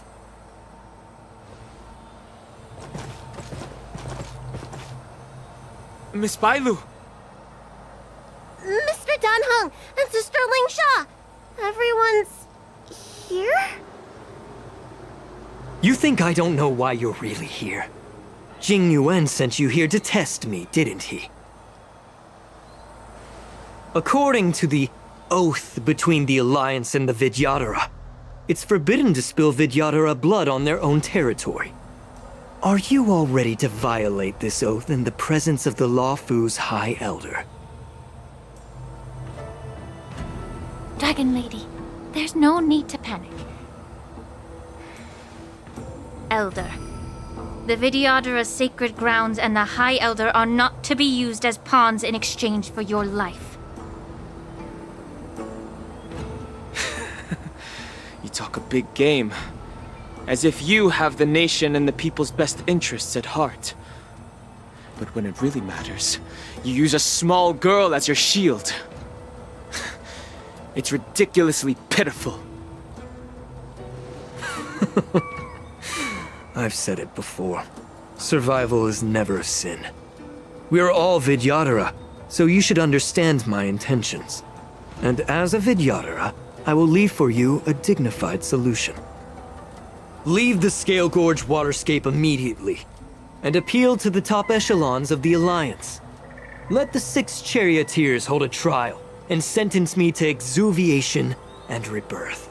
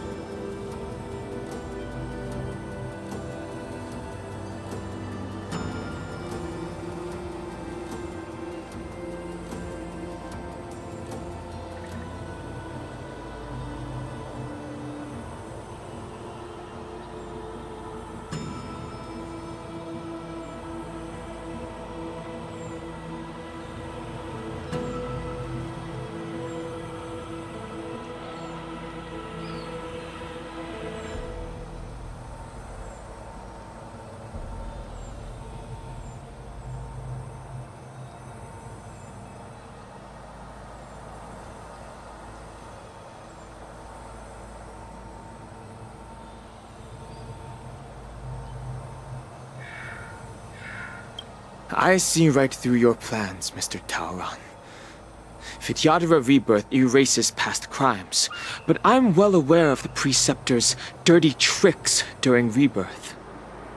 You might not be you, but you will still be you. I won't forgive myself for past sins under the pretext of knowing nothing, nor will I allow you to evade accountability. Dan Heng, I've always disliked your inability to see the bigger picture. Rebirth hasn't changed you one bit. Miss Bailu, as High Elder of the Loufu Vidyadhara, please share your thoughts at this moment. I don't want to stay here. I'm tired of being pushed around. I'm not some puppet to be controlled. Please, take me away with you. I understand. As the oath dictates, members of the Alliance are forbidden from harming Vidyadhara here. But I've long since severed ties with the Alliance. Right now, I'm simply a nameless, free to come and go as I please. The oath of the Xianzhou means nothing to the spear in my hand.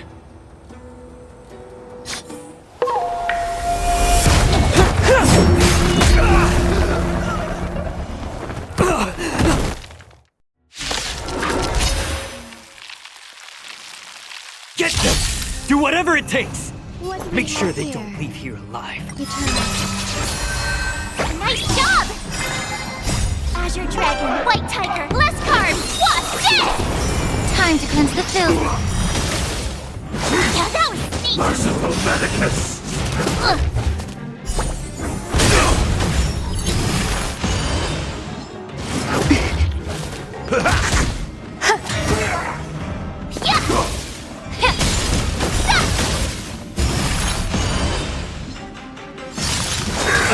Confidence of a saint. Enjoying yourself? All will be swept away by the wind. Everything in this world is bleeding.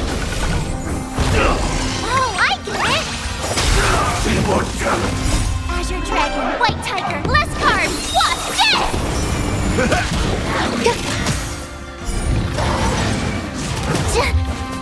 of your body and mind.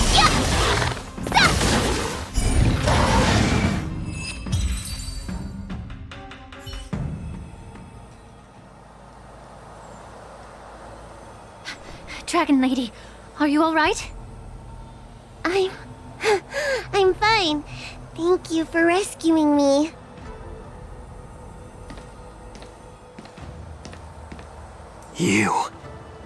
You actually came here in person? Otherwise, I wouldn't be able to hear your lofty opinions.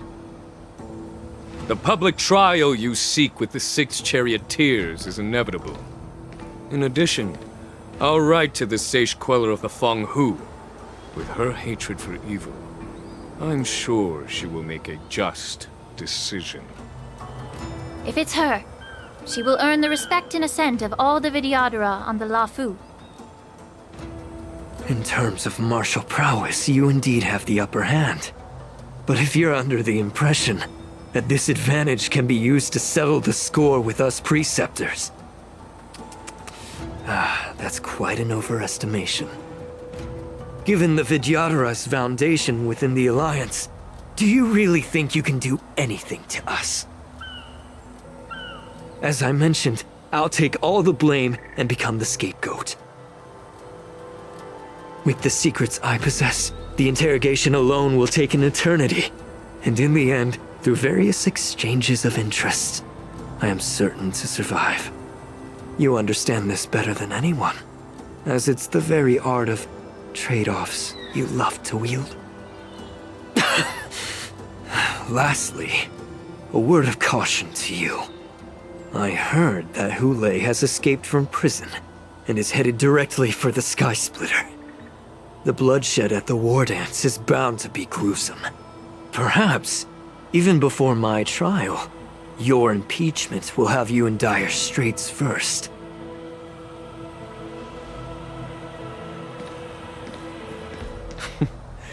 Regrettably, Mr. Taoran, the Sky Splitter only hosted Cloud Knights today. No audience.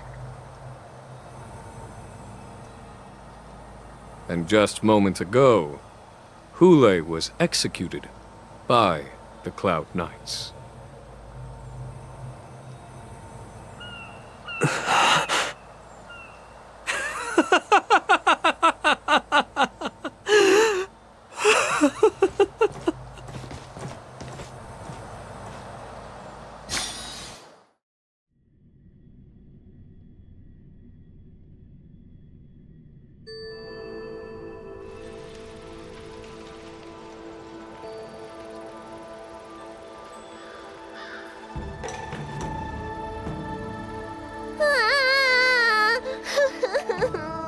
Miss March!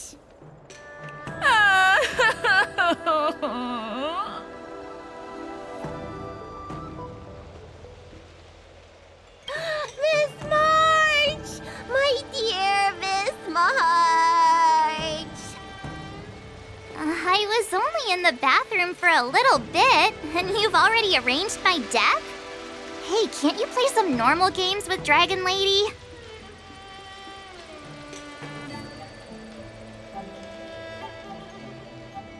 Are you amused?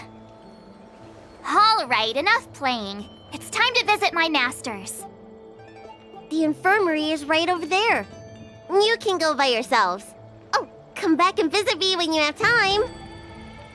Next time, let's not play overly realistic make-believe with this doofus, okay? Well, there's not much I could do. General Fei Xiao didn't really give me any chance to shine during this wolf hunt operation. If I had been in the ring, I could have knocked down 10 Hules with just one strike. You sound exactly like Master Yenqing. But for now, both he and Yun Li have been forced to go to the Alchemy Commission for some well-needed rest. I'm the least accomplished in swordplay, but I came out unscathed. I really ought to thank my masters for taking all the blows on my behalf.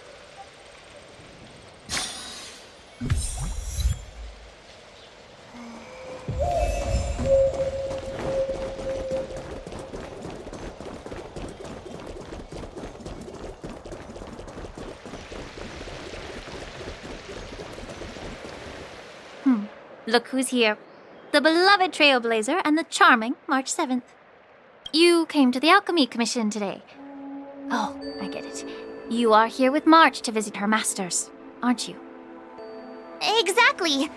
How are my masters doing at the moment? Unfortunately, only one master is here. I'm doing fine.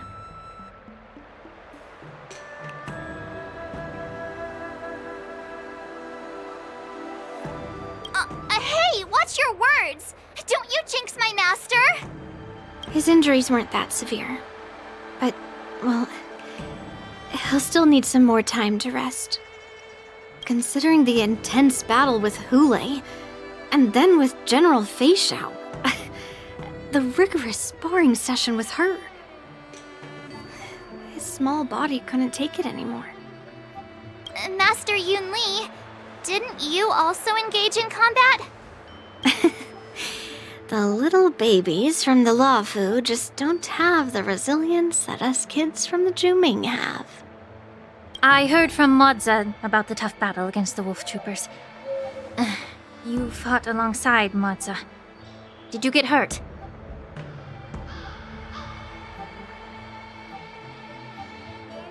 I heard a few versions of the story from the Cloud Knights who were there. The number of wolf troopers went from a few dozen to thousands. And the number keeps rising. It's becoming more absurd by the minute. Yun Li, go and lie down. Got it, Lingsha. What about that smiley fox healer? And the guy with the hood? Thank goodness you and the others found Yao Cho. He lost a lot of blood and needs to rest properly. He and Maoza are seriously wounded. I've had to forcibly confine them to the Alchemy Commission. All three from the Yaoqing are critically injured. But fortunately, the Xianzhou Loufu has a miraculous healer lady. It's a silver lining in this misfortune. It looks like the entire delegation from the Xianzhou Yaoqing is gathered at the Alchemy Commission. Why don't we go see General Fei Xiao and bring her some fruit? I would normally say no, because they need to rest. But alas, what can you do when the two of them have a leader who is just as restless? General Fei Xiao just slipped out of the recovery room. She thinks she's so sneaky, but I know everything that happens in the Alchemy Commission. If you're looking to meet her, the luminescent depths might be your best bet. I spotted her heading that way earlier.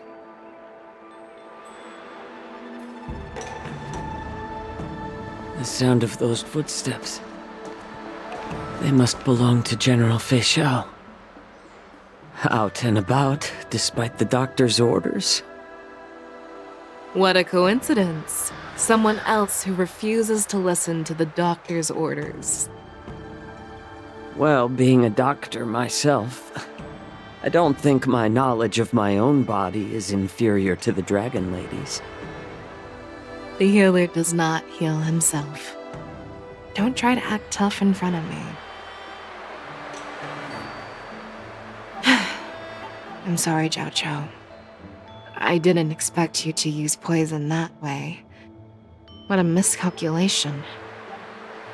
If only I'd found you sooner. If only I hadn't sent you to the shackling prison. The way you're speaking, is this really the Fei Xiao I know? Or could it be a Borisin assassin, imitating your voice to take my life?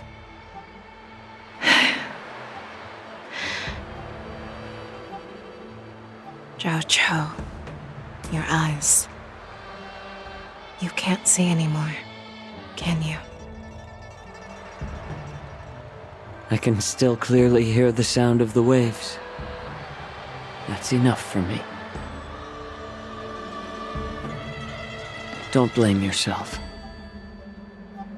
You know what I'm more concerned about? Has your body had any changes since you swallowed the Crimson Moon? I'm not sure. There don't appear to be any changes. However, the many doubts that once plagued me have dissipated. I never thought I'd live to hear you discuss your health again. But thanks to Moza and that child, The price I've paid seems trivial compared to what we've achieved. I hold no grievances, Fei Xiao. I am content.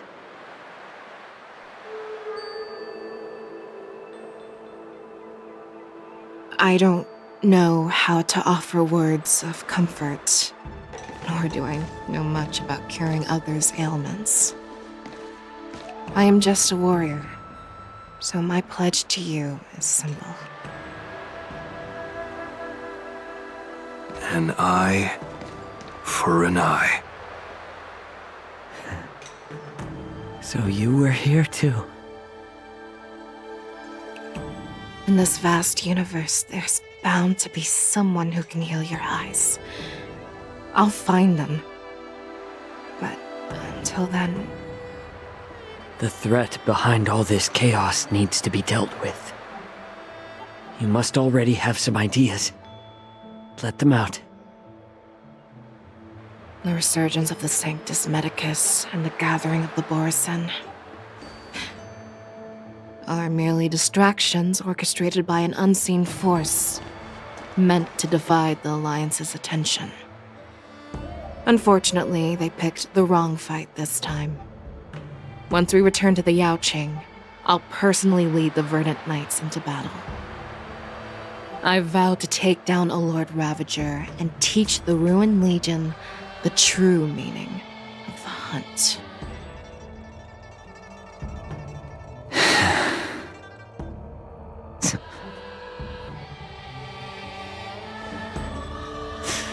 I knew it. You've always been so impatient.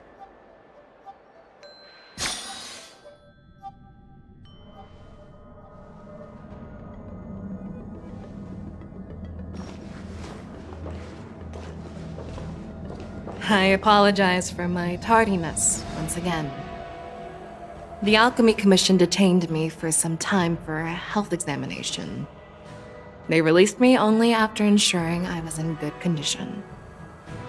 Oh, General, seeing you safe and sound puts our minds at ease. Hulei's escape caused significant upheaval and forced the war dance to be put on hold. A truly unforeseen disaster.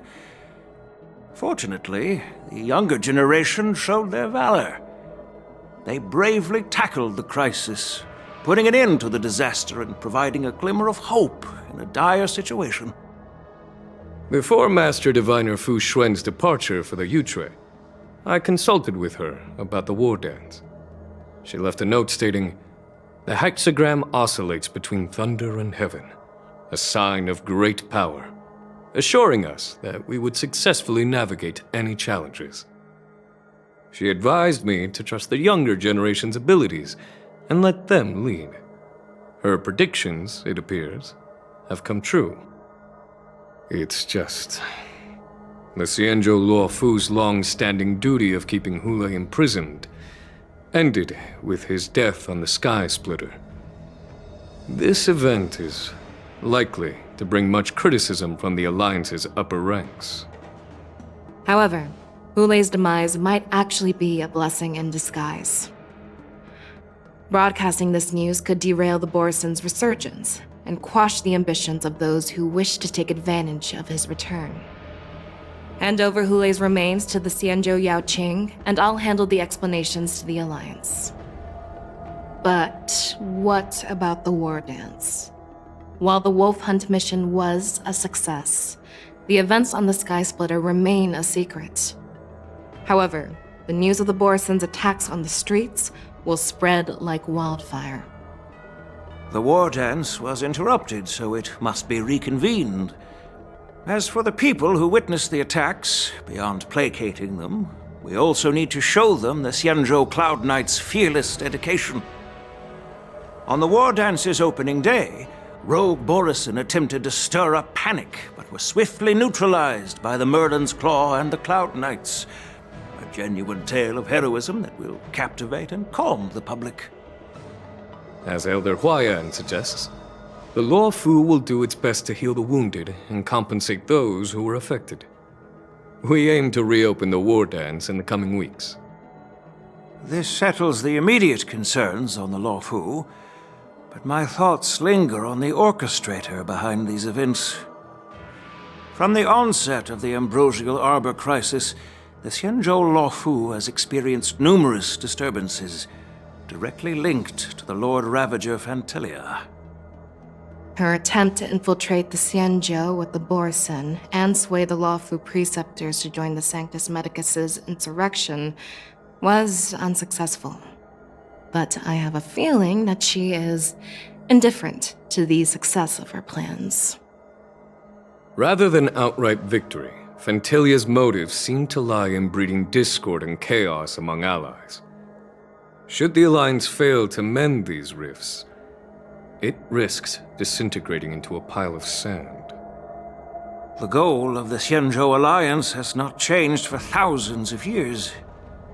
Perhaps we should point the weapon in our hand toward this new adversary. I plan to bring this matter before the Marshal following the war dance. With Elder Huayan's insight, one wonders how the Marshal will react. It's clear we're engaged in a game of chess not seen in thousands of Amber eras. A game where even the strategists become pawns in battle, where the stakes are as high as the fates of countless stars in the sky. Predicting the Marshal's decision is beyond me, yet she's well aware of our concerns. She has tasked General Yao Guang with performing extrapolations day and night to gauge the situation comprehensively. We gathered today not just to tackle the Loufu's predicaments, but also to address a matter requiring our collective presence. Yao Guang has sent a message from the Xianzhou Yuchui, informing us that she wishes to share the results of recent calculations she made within the Matrix. Jing Yuan, I'd like to borrow the seat of Divine Foresight's chessboard for this purpose.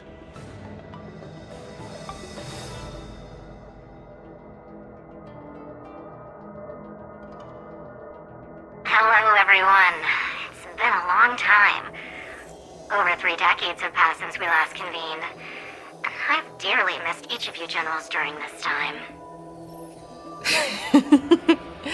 Was the Seer strategist thinking of us or thinking of the fates we're destined for? The Merlin's Claw. As blunt as always. Though, not everyone's cup of tea, huh? You once told Jing Yuan, "You're lucky that I'm the one who came this time. If it were the Seer strategist, this conversation might not be so friendly." I'm intrigued. Did the conversation really come to pass? I've never heard anyone mention that the Decalite reflection barrier could eavesdrop on even the quietest whispers. It appears that the Marshal sent not just 2 generals to the Loufu, but an uninvited 3rd guest as well. People have been saying that Mr. Jing Yuan's intellect shines as brightly as the Seer strategist's. With the Loufu caught in such strife, the Yuchui couldn't just stand by and watch. Seer strategist, our time with the Yellow Bell is limited. Let's get straight to the point. Alright. Thanks to Mr. Jing Yuan, the interrogation of the 2 prisoners on the Yuchui has concluded. Mr. Jing Yuan's speculations were correct. Of the crimes they confessed to, planting a Stellaron on the Loufu was a complete fabrication meant to mislead. Their real aim was to secure a meeting with the Marshal to present their Godslayer protocol, a strategy they firmly believe in. And what was this grand strategy proposed by Jing Liu and that traveler? The narrative they painted was vast and difficult to put into words. It all revolves around the coffin of the blonde traveler. To be precise, it's the remnants of the propagation. The remains of the Swarm Author? More accurately, it's a fragment of the divine body, In the future they depicted, this fragment serves as the final nail, sealing the fate of the plague's author and securing its doom. Before reaching that point, battling the gods necessitates a larger alliance. Hence, they sought out an ally for the Xianzhou. I assume you've all heard of the famed Genius Society member number 81, Ron May, haven't you? The Eye of the Yuchwei has just seen this uninvited guest arrive on the Xianzhou Loufu. 3, 2, 1. Right on time. Now, as for the best way to receive our distinguished guest, I'll leave that in your capable hands. Do you remember your name? My name is Tingyun. I serve as an ambassador of the Whistling Flames Merchant Guild on the Xianzhou Loufu.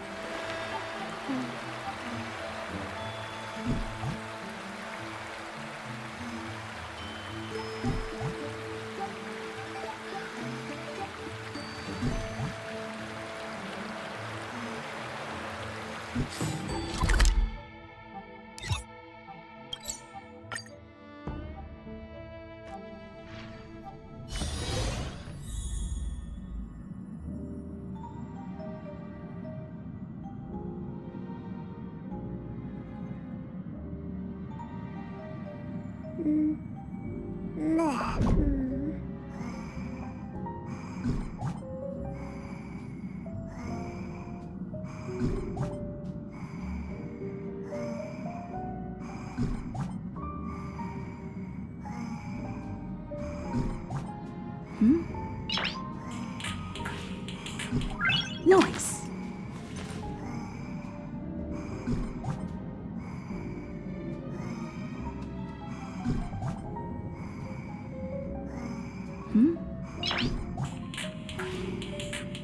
Noise.